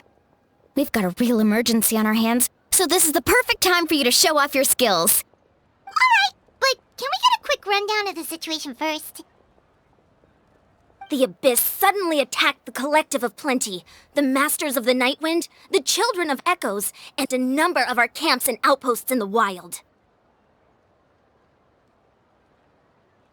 Yes, and the attacks are increasing in frequency.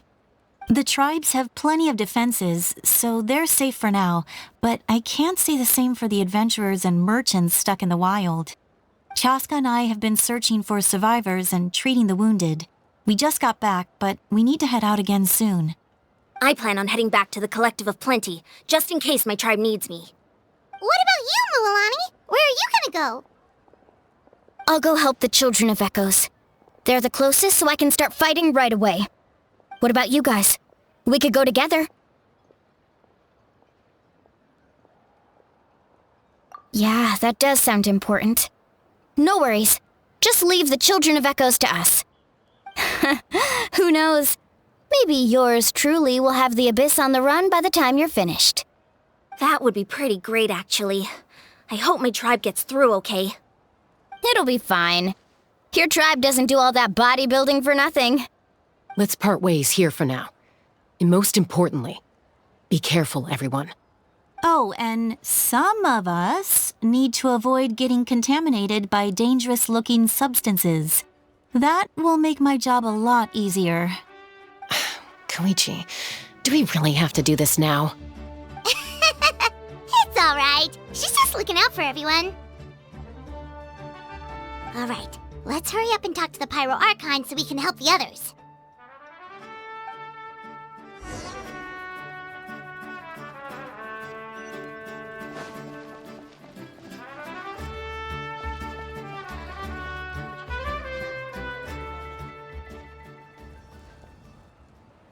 Oh, it's you two. As you can see, things are not looking good right now. People across Natlan are in danger. Look, I'm very interested in your recent adventures, but this is not a good time, so we'll have to keep our conversation short. That's alright, we're also in a hurry. We're gonna go help the Children of Echoes after this. What?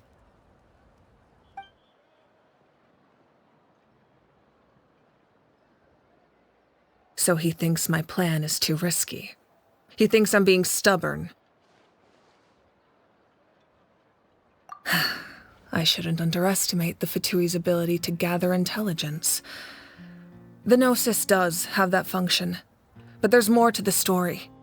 I will answer you honestly, but you must help me keep this a secret. I can use the power of the Gnosis to save Natlan, but it comes at a heavy price. The Gnosis would drain all the souls and memories from the Night Kingdom and weave them into a giant net, which would surround the ley lines and protect them against abyssal corrosion. Wait, you can use souls to weave a net? But does that mean... Yes. It means sacrificing those souls in the process. Souls are just another form of life. The cruelty of this method is self-evident. The Night Kingdom not only houses the souls of the dead, but also our memories and legends. Using the Gnosis means converting all three into material for the net, erasing our history and culture. Even then, the net can still become corroded. If we cannot find a way to repair the damaged ley lines before that happens, then all those sacrifices are for nothing. Given the enormity of the price, it's a solution I refuse to consider right now. I want us to win, but I also care about how we win, and what that means for us in the end. Now it's true, both plans come at a risk, but after weighing our options, this is our best bet.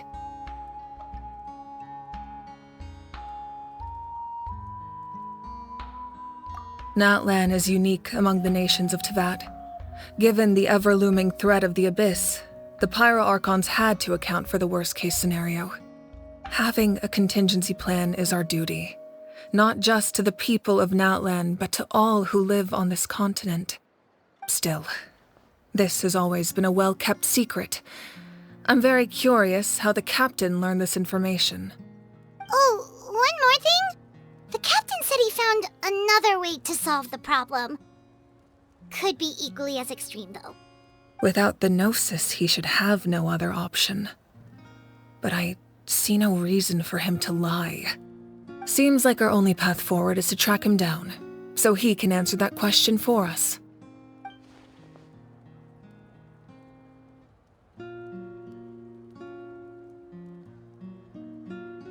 Judging by your expression, you must have doubted me, even if just for a second.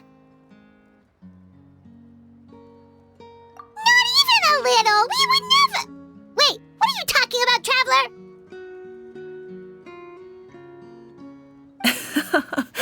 Just as expected. I appreciate your sincerity. Maybe it was out of caution, anxiety, or simple curiosity, but know this. No matter what, our goal remains the same. We both want to save the people of this land. So now that you have your answer, do you still doubt me? You scared Paimon. You've really got a lot of guts, Traveler. That's a good thing. Oh, and feel free to call me Mawika. It's what all my friends call me, and I like it that way. As for the captain, the intelligence officers we assigned to the Fatui should be back soon. We'll get our answer then. That's great! Sounds like we just have to wait a little longer.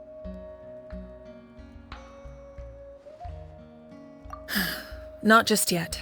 Even though the Abyss is attacking several locations at once, I'm confident the warriors stationed in those areas can handle it. Don't worry.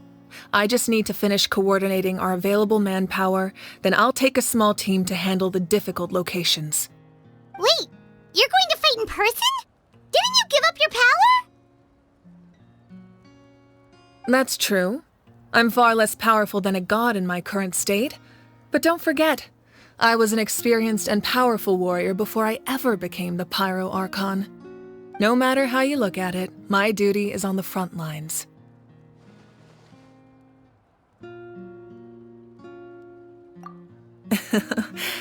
I just think there's strength in numbers. If the people feel emboldened, that's just a bonus. Anyway, even if we respond to these threats in time, it's not a permanent solution in the long run. I've considered moving my people to other nations, but given their close connection to the Night Kingdom, a forced evacuation would have devastating consequences. I've told the chiefs of each tribe to strengthen their defenses and advise people against leaving their settlements. Now I just need to find the right time to disclose the true nature of the crisis to the people of Natlan. Paimon's a little worried about how people will react. Yes, but that won't be the only response. In any case, that's for me to worry about. I'll let you know when we have more information on the captain. All right, we should head out.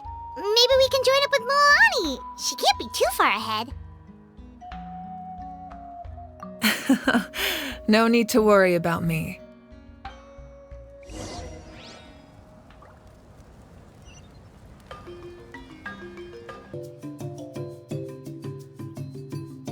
Quick, over here! To safety!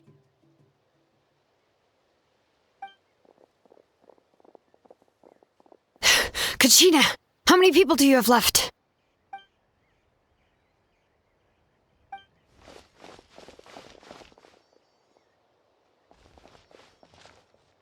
What's the situation? There's a trapped caravan that needs our help. We need to rescue them as soon as possible. We'll go together.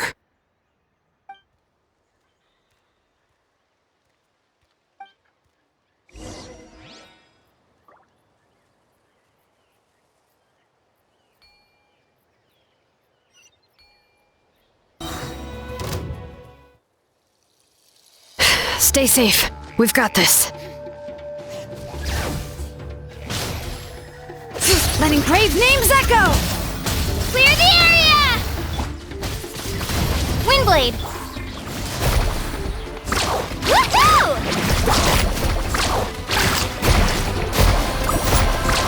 Surf's up!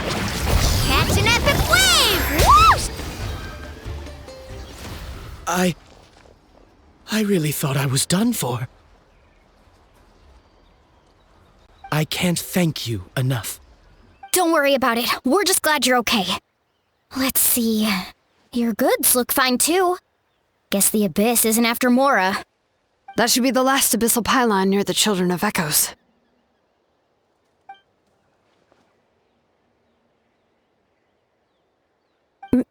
By the way, where's Citlali? I thought she would come with you. The Masters of the Night Wind also got attacked, so she went back to help her tribe. She said we can deal with the ancient name later. Yeah, that makes sense. The attacks are more urgent. Alright, this isn't a good place to talk. Let's head back to the tribe.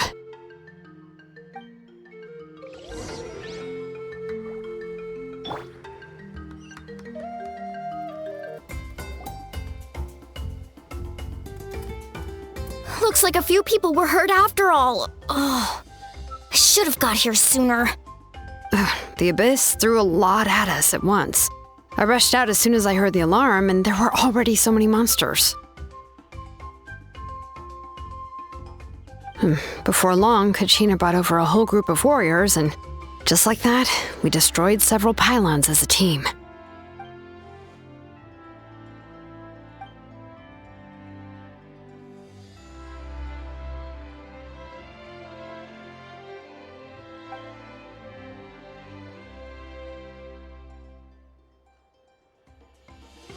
You mean the situation in the Night Kingdom, right? Yeah, I feel the same way. We've managed to keep it a secret all this time, but more and more people are realizing something's wrong. It's impossible not to feel anxious when things are getting worse by the second, and all we can do is wait. That just means we need to buy the Pyro Archon more time. Keep pushing, everyone. Every battle is worth something. You really are an eternal optimist, Mualani. You always find a way to cheer people up. Why, thank you. I guess it's one of my better qualities.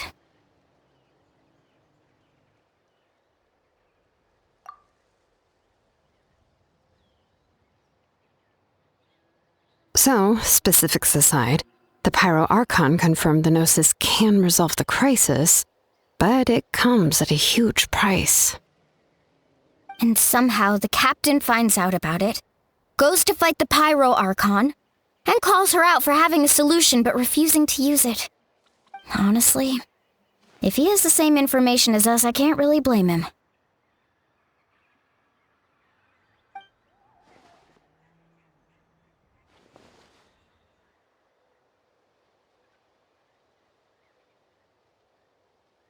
We talked to Moika before we left the stadium. According to her, the cost of the captain's plan is too high.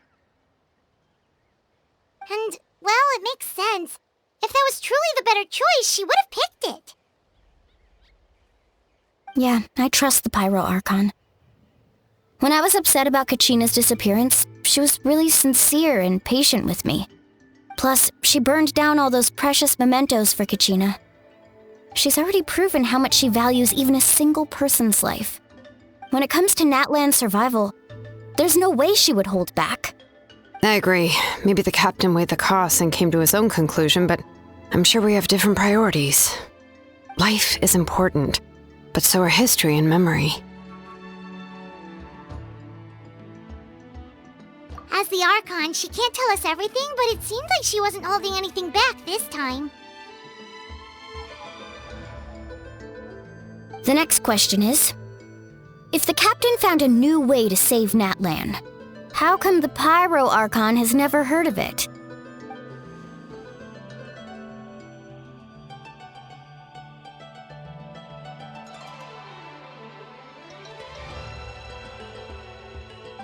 This is all super confusing. We still don't have enough information. Once we figure out what the Fatui are doing, we'll have our answer. Let's head back then. Moika said her intelligence officers should return soon. With how many Fatui there are, someone's bound to give something away. Sounds good. I have a few theories of my own. With a bit more information, we just might get to the bottom of the whole thing.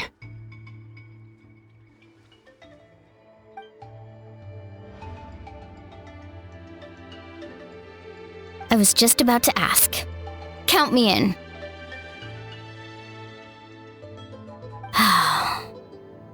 was just a bit faster, we could have prevented a few people from getting hurt. People who could help us in the next battle. It's all a chain reaction.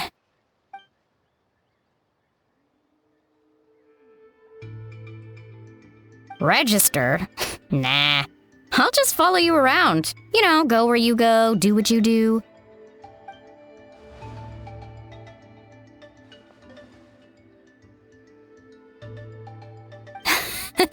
You got it. I just don't want to make the trip back. It's so far. All right. See you all later. Let's get together and celebrate once this is over. Oh, you betcha!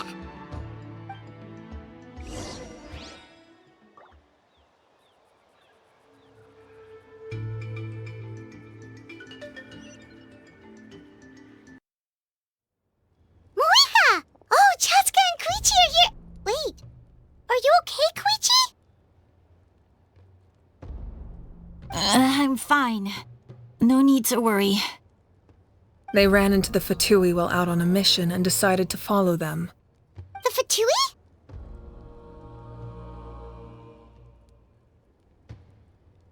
Calm down and let me explain.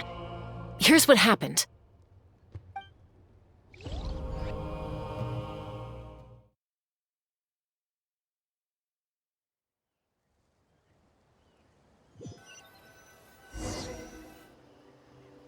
Watch out. It's the Fatui. Were they attacked by the Abyss? No, wait. It looks like they're protecting a group of travelers. Over there. Do you see? You're right. That's a traveling group from Natlan. Could they be trading for something? Let's keep observing for now. We're glad you're okay. Given the appearance of abyss monsters all over Natlan, you should cancel your journey and seek shelter at the stadium or one of the tribes. Thank you so much. I wish there was something we could give you. We don't expect anything in return. We were out on a mission and saw you being attacked. It was our decision to help. If you truly wish to repay the favor, you can keep this a secret. If anyone asks, just say you were saved by warriors from Natlan. Oh, okay. We can do that. But... We're not asking you to cover up our activities. We haven't done anything illegal. Our captain simply wishes to remain undisturbed. Nonetheless, the decision remains yours. If we wanted to keep you quiet, we would have employed a harsher method. Got it. We'll get going now. Did you hear that? They mentioned a captain. Isn't that who the Pyro Archon is looking for? Exactly. We could be onto something big. Still, there was no trade. They were just helping people in need. I didn't sense an ulterior motive. I didn't believe the captain when he said he wanted to save Natlan. But based on what we just saw, it's possible he was telling the truth. Maybe we've been wrong about the Fatui this whole time. It's too early to say. Let's follow them and see what's really going on.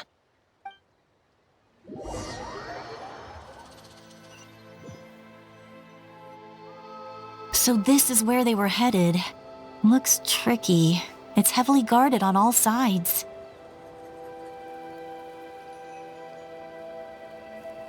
Koichi, wait for me here. I'll go in and check it out. Oh, no, you don't. How are you planning to get through all the guards? Look, I can use this terrain to my advantage. With our tribe's special way of getting around, I doubt they'll see me coming. We still can't see anything on the inside. What if you can't find cover? You won't have anyone to watch your back if you go in alone. The more heavily guarded the location, the more valuable the secrets. Even if the captain isn't here, we can still figure out what the Fatui are planning. That intel is worth the risk. Fine. You're not gonna listen to me anyway, so let me come with you. That's even more risky. You've been running around saving people for days. You're already at your limit. I'm confident I can protect myself. I'm not sure you can say the same. At least right now. I can. You really believe that? Fine, don't believe me. But you can't honestly tell me infiltrating a heavily guarded Fatui hideout all on your own sounds more reasonable. You know, growing up, even if I insisted on doing something, it never gave you any trouble. I'm not sure you can say the same. All right. If we start arguing, this will never end. We can't let this opportunity go to waste. Guess that means I win. Don't worry, you're not the only capable young person from our tribe. I can handle this. All right, same plan as usual. We split up, communicate with hand signals, make sure our blind spots are covered, and support each other once we strike. Got your ropes? Yeah, let's go.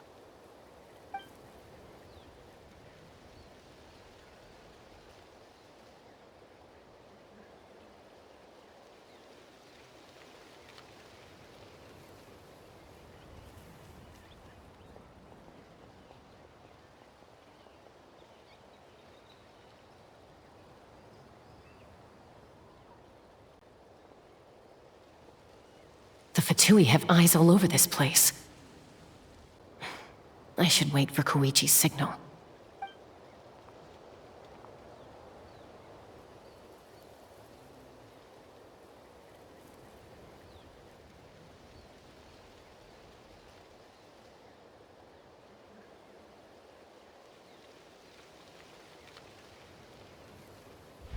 Now.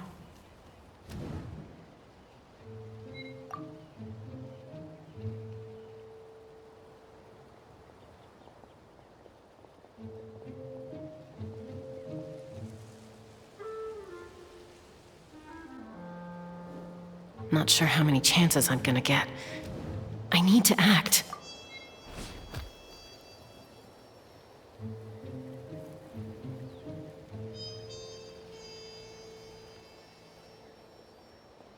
Good. I made it without getting caught.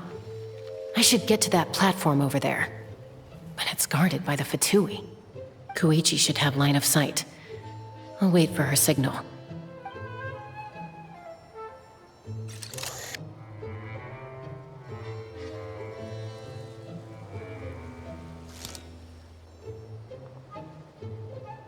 That's it. Now's my chance.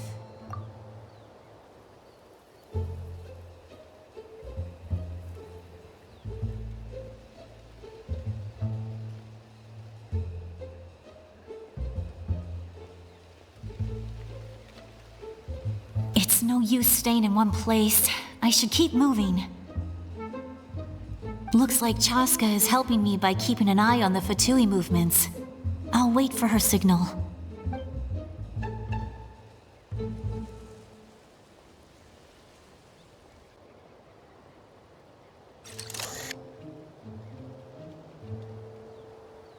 Time to move.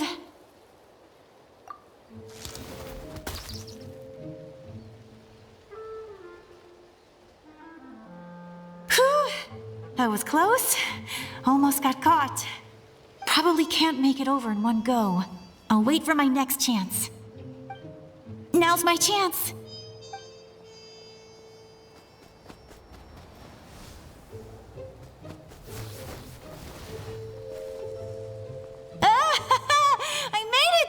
That'll show my sister. Let's see. The Fatui's occupying all the best locations. If we could just get past them somehow. Wait, I've got it!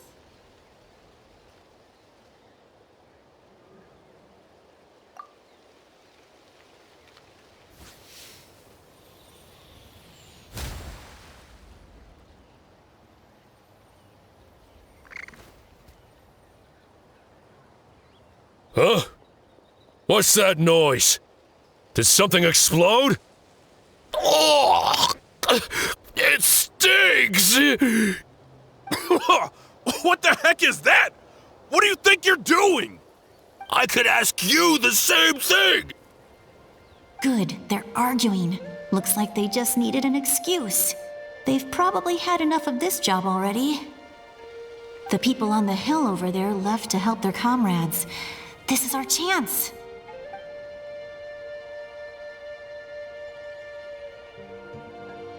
Come get me, Chaska. I hope she gets this hand signal. That's Koichi's signal. Smart idea. All right, time to move. Give me your hand, quick. Coming!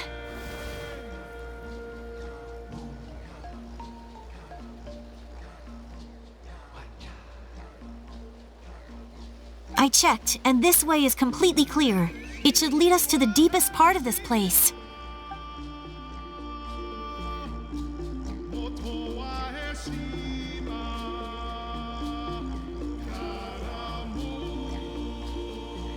Well, I was pretty helpful, right? You know, everyone usually jumps at the chance to work with me. Not my own sister, though. No, she avoids me like her life depends on it. I was wrong, Koichi. You've done well. Wait, you're just gonna admit it? Now I look like the mean one. Let's focus on the task at hand. We're in the heart of enemy territory. The more time we waste, the more dangerous this becomes.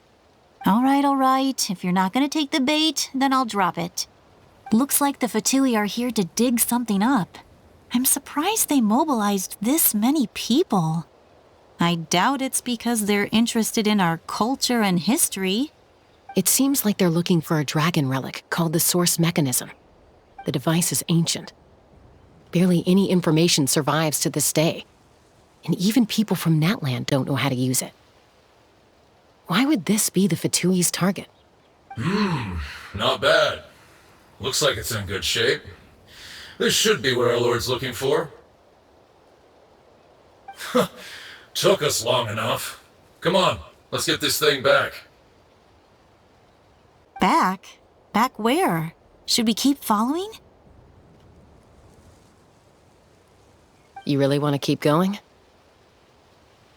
Of course. We make a good team, don't you think? No reason to stop now. What was that sound? Uh-oh. We've been spotted. Time to go. Falling rock incoming! Watch out for your gadget! What? You'll regret that! After them!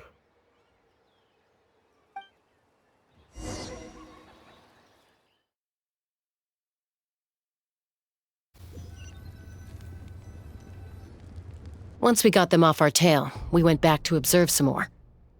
They'd collected several identical pieces of something. It looked like they were waiting, though. So we decided to come back. So, Koichi got injured trying to get them off your tail? She pushed herself too hard and collapsed on the way back to the stadium. Well, I didn't cause you any trouble while we were fighting, right? So my perfect record remains. You've done very well. I could make a comment on knowing your limits, but it's not my place. I know. I'm already reflecting on my actions. So, our current intel suggests the Fatui is after the Source Mechanism. The device is a complete mystery, even to us. What does the captain want with it? I have no idea. But it's safe to assume the device could serve a similar purpose to the Gnosis. Shilonen, I need you to gather every scholar in Natlan familiar with the secret source. I'll get right on it. Thank you both for your hard work. Koichi, it's time for you to get some rest. Oh, and there are gifts from your patients waiting at the speaker's chamber. I've prepared a small gift of my own as a token of gratitude. I'll send it to your home along with the others. My patience. That's so nice of them. Guess that means I'm doing something right. You don't need to give us anything, Archon. We were just doing our duty for Natlan. I should take Koichi home now. Well, if Koichi doesn't want her favorite Saurus crackers, then... I accept. Thank you, Archon. What am I gonna do with you? There's some for the rest of you as well. They're one of my favorites too, so don't be shy. I'll start investigating the source mechanism right away. If I learn anything, you'll be the first to know. Yummy snacks!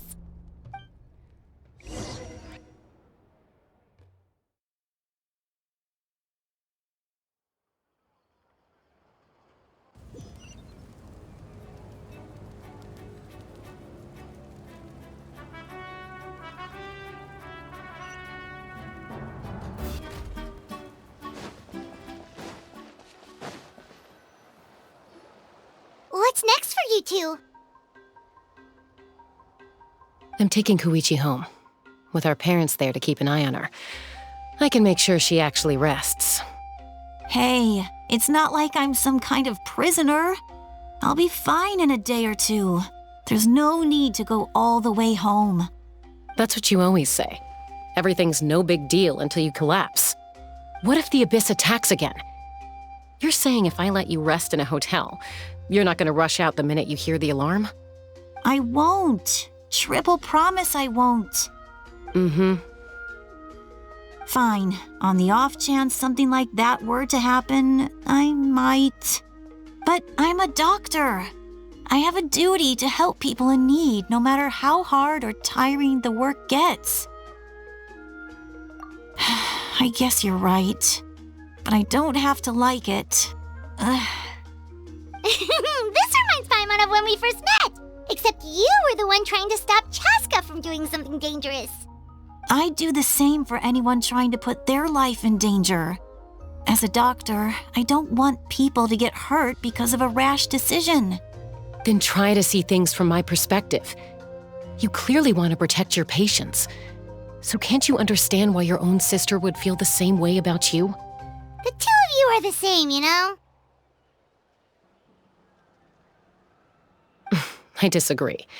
I understand the risks and costs of my decisions. Who wants to be like her? Overconfident, always making excuses when things go wrong. That's just not true. You think I don't have proof? Okay, don't get into another fight. Just pretend Paimon never said anything. Don't worry, Paimon. You didn't do anything wrong. Arguing is just how we communicate. Neither of us really takes it to heart. Plus, I guess we are similar in some ways. Maybe I rush into things without thinking, but I learned that from her. We're family. I can't help it if my older sister is a bad influence. Okay, you don't have to put it that way. So, you're all good now? Neither of us are really the type to back down, so we'll always have our differences. But still, we get along in our own way. Plus, I know you'll wake up one day and realize I was right all along. I just need to wait. Be my guest. Come on, let's get you home. See you later, Traveler and Paimon. I'll be back once everything's settled at home. There's no rush. At least grab a nice meal with your family. Bye, you two. Take care of yourselves out there.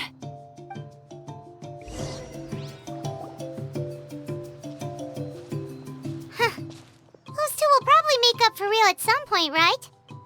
Well, we've learned a lot. Let's go over everything that we know so far.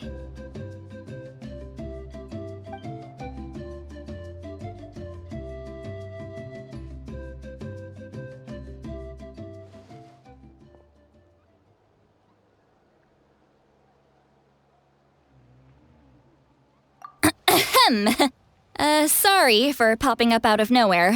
Again. Why do you look so awkward?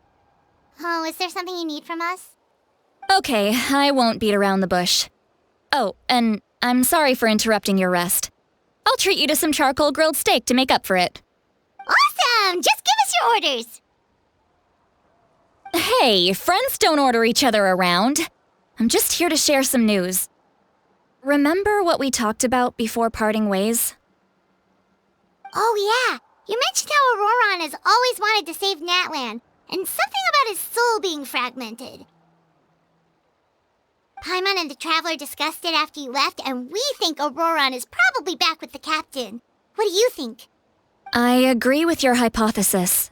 And just now, I confirmed it myself. Auroron came back. He helped the Masters of the Nightwind defend our camp. What? He came back? I told him to give up whatever he's doing, but he refused. He said they're just one step away from success, so there's no way he can back out now. Apparently, he came back to fulfill his duty to our tribe. When he left, he said it was because he still has a duty to Natlan as a whole. I'm surprised you let him go at all. I had to prioritize my tribe. Besides, the situation was intense. I couldn't focus on outside and inside threats at the same time. Plus, he was on guard. He knew I would try to go after him, so he made sure to keep his distance. I kept an eye out for a good opportunity, but it never came. All these years of calling me Granny, and I couldn't do a single thing for him in the end. Don't say that! Your tribe all raised him together, right? That couldn't have been easy. You're right. Seeing him come back reminded me of when he was little. Running around the tribe, dropping by random houses right and left. He's not only a child of the Masters of the Nightwind, but a child of Natlan. It's only natural for a child to want to do something for their family. Besides, Auroron is my apprentice. He might have a few tricks up his sleeve, but I guarantee I know every single one. Wait, what are you saying? Look. Remember how I said Auroron's soul is fragmented? This is the talisman I created to keep it stable. And this gem is what makes the talisman work. It just so happens that Auroron is due for a gem replacement. Since I can't get close to him, I put the new gem in a supply bag and asked Aoife to bring it to him. You guys know Aoife, right? No? Well, he's a pretty famous vet around these parts. He's always bringing me all sorts of things, and he happens to be very good friends with Auroron. Aoife doesn't know what's going on, so he agreed, no questions asked. Auroron would find the gem as soon as he opened the bag. He knows how important it is, so I knew he would make the switch. He probably suspected that I tampered with it. But here's the catch. The trick is on the bag.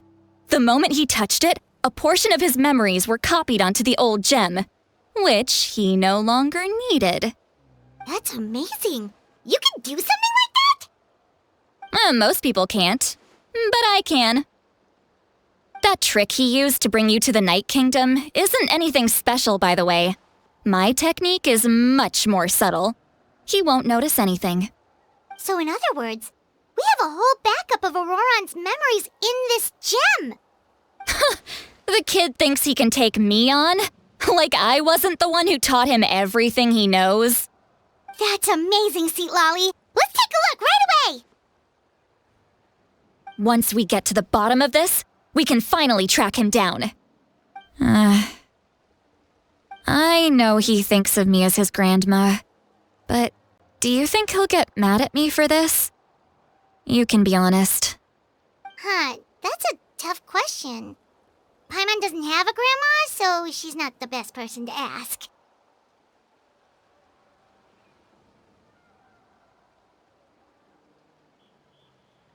To be honest, I've always doubted my ability to look after him.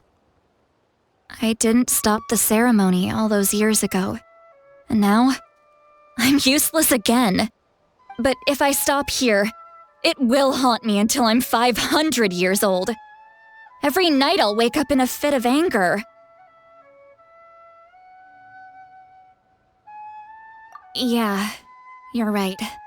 First anger, then tears. Oh, wait!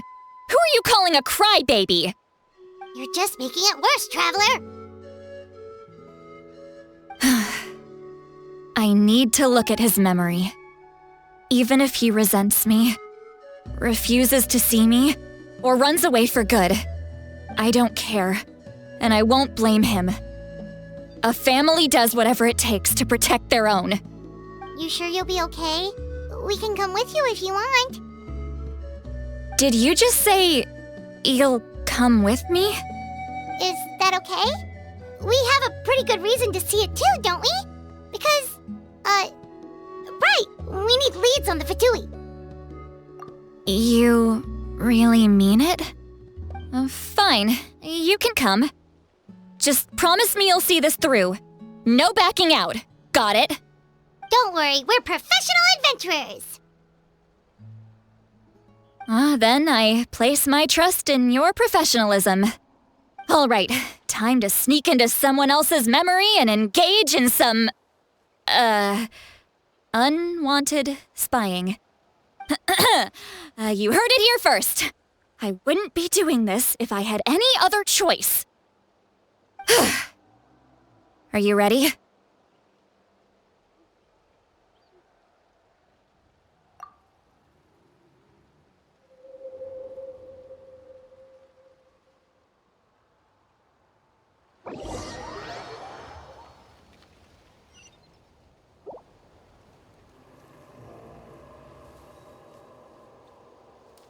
Look how good you're doing.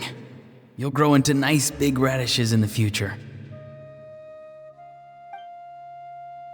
And you? Aoife says you're taking up too much space, but I think you're a good tree. What do you think? Hey!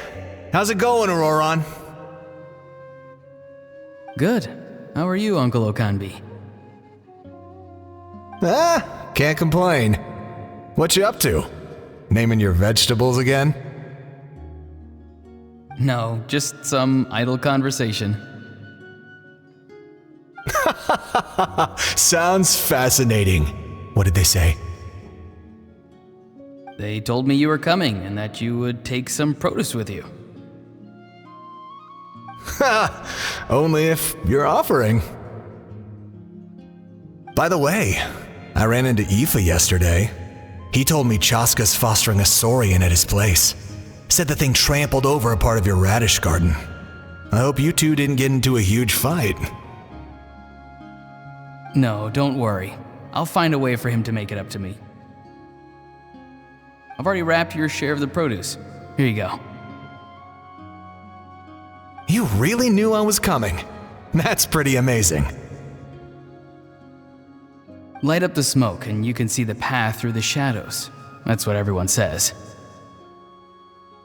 Hey, have you seen that strange group of people that just appeared out of nowhere? Appeared out of nowhere? I don't think so. It's the Fatui. Their leader seems like a big deal. He didn't bring many men with him, but they're all elite warriors. It seems like they're looking for someone, but I wouldn't go around asking too many questions. If you run into them, be careful.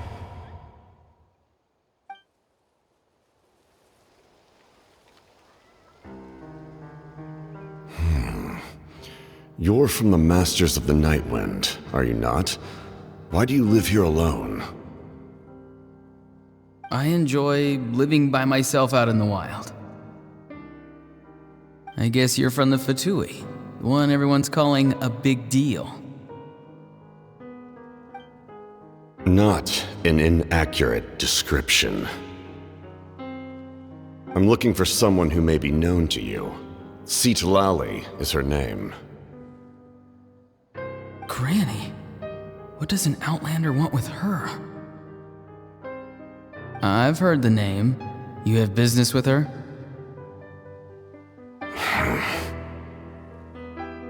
There's no point to further questioning if you insist on hiding things from me.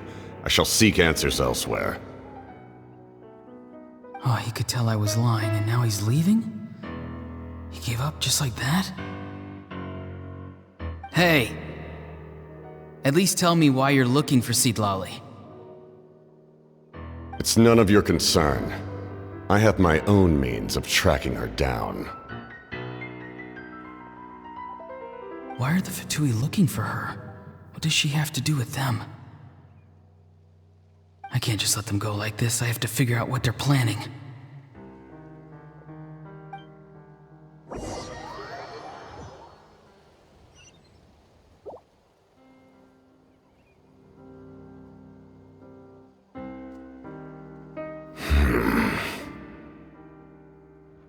I've just been studying the ley lines and asking for leads on Granny. I can definitely rule out some sort of invasion. The situation has seen no true improvement. The Pyro Archon did not fulfill her promise. My lord! Ignore him. He is no threat. He knows I'm following him, but he doesn't seem to care. He's strong, I can tell. But there's something unusual about him and also familiar in some way.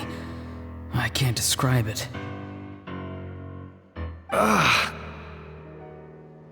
What is it? My lord, I feel dizzy.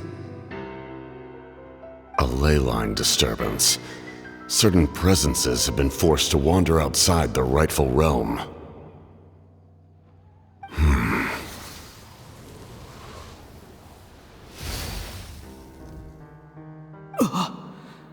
That was a spell from the Masters of the Nightwind. How did he know that? Is he sending those escaped souls back into the ley lines? How did he do that so easily? Soulfaring is supposed to be extremely difficult. This could be related to why he's searching for Granny. I feel much better. Thank you, my lord. Think nothing of it. Stay vigilant and continue to gather information. The Abyss could attack at any moment. If you notice any irregularities, assume drill formation and be prepared to fight. However, there is no reason to over-engage. Information is our first priority. Yes, sir. Why are the Fatui fighting against the Abyss? Do they really mean us no harm?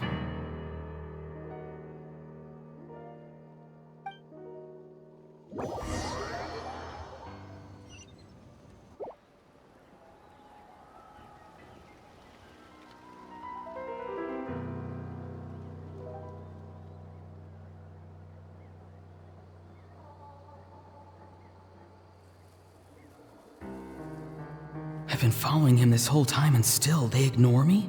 Do they really not care? It seems like his subordinates refer to him as the captain. Never heard of him before.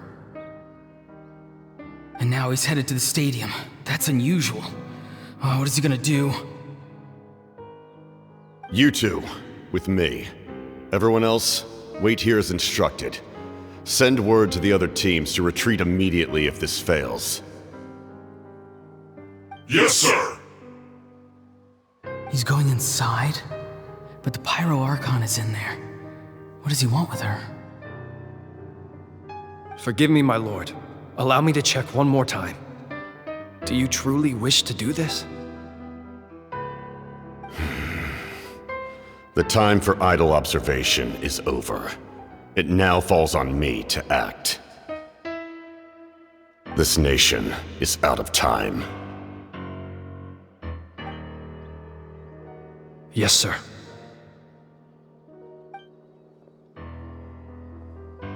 He just walked straight into the stadium. What is he gonna do?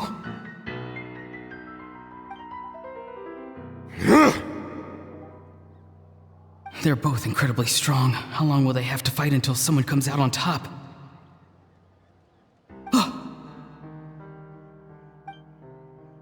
Wait, this feeling.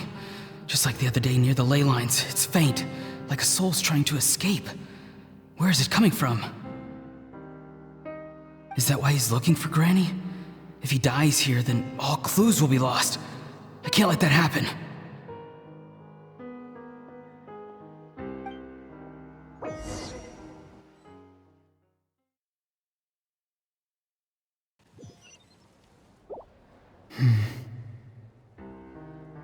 As for you, I must confess, I did not expect that little trick of yours to save the day.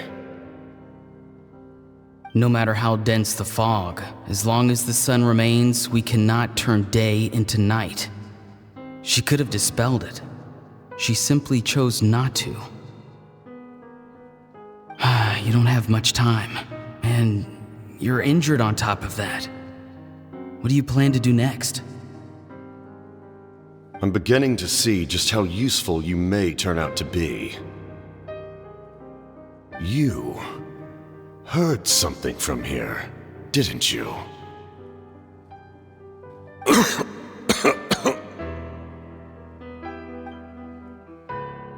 No need to force yourself. I've never seen anyone match the Pyro Archon in battle before. I didn't expect you to intervene at such a critical moment. You know I've been following you. Why didn't you stop me? When walking in the forest, it is only natural to encounter wild beasts. However, not every beast has the courage to come out and bite. And yet, one of those very beasts saved your life.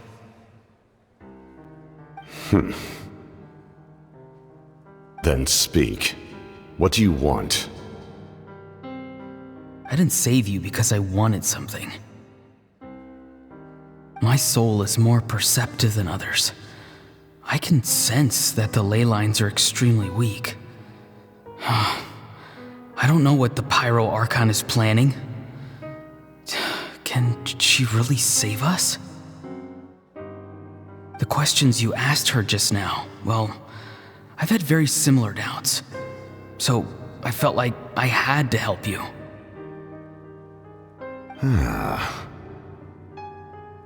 So, you can tell the truth. That was quite a reckless decision to make. I'm not sure you realize that. There's no turning back for me now. What I did back there is going to get me in a lot of trouble. You attacked the Pyro Archon in broad daylight, and I used my spell to save you. A single glance was likely all it took for her to recognize my tribe. So, we're in the same boat. Seem to care little for my thoughts on the matter. It's too late for that. Start from the beginning. Why are you looking for Citlali? Do you know her? Explain your relation to her first. I know you two are acquainted. It was obvious the moment I mentioned her name. Citlali is my elder and my teacher. She taught me everything I know. It's my duty to protect her. If you truly wish to protect her, you should have let me perish at the Pyro Archon's hand. Yet, you chose otherwise. Do I really need to tell you what that means?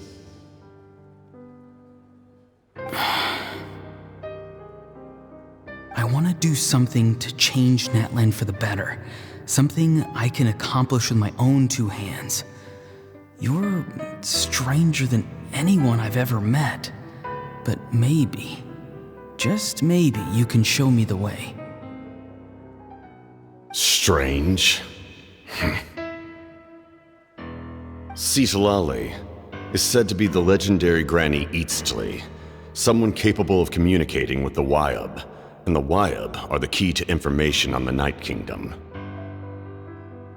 Why do you need knowledge on the Night Kingdom? That is not something you need to know. Don't forget, I saved your life. Do you not believe the Fatui capable of betraying a debt? People can lie, but souls cannot. I can tell there's a weight to your soul, a sense of justice. You may not live among your tribe, but you certainly know their tricks. I apologize for my rash judgment. You are more capable than I imagined. Let's go. We'll see if you have what it takes to join my plan.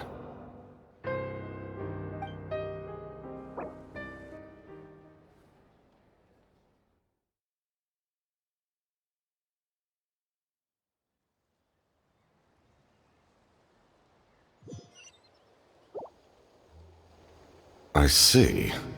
Interesting approach. Worth trying, I think. Rather than weaving a net to protect the ley lines, this method would address the root problem by reconstructing the ley lines themselves.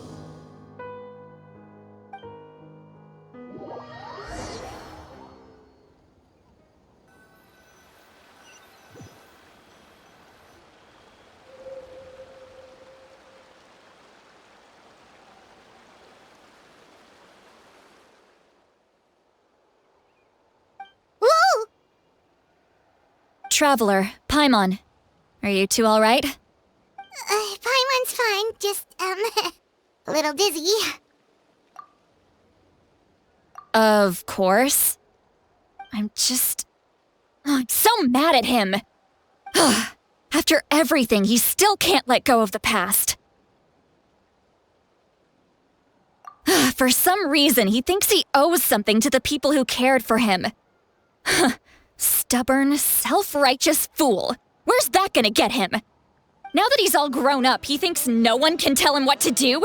He thinks he can just run away whenever he wants. I'll show him. If he tries to run one more time, he's got another thing coming. Maybe stubbornness runs in the family. Like grandmother, like grandson, as they say. Is that supposed to be a compliment? Huh, that kid's got nothing on me. Anyway, back to what we just saw. I don't even know what to make of it. Yeah, the captain seriously wants to reconstruct the ley lines? What does that even mean? Something like the loom of fate, maybe? But how does it help with the abyss? The loom of fate? Oh, it's kinda hard to explain. Basically, it's a device from Conrio that has unbelievable power. Anyway, if he really wants to manipulate the ley lines, everyone in Natlan will be affected. Oh, this is big. Which means the captain has been honest from the very beginning. Auroron's memory proves that. Why is he so obsessed with saving Natlan? Oh, we've got to tell Moika about this right away. Yes, she needs to know about this. Now.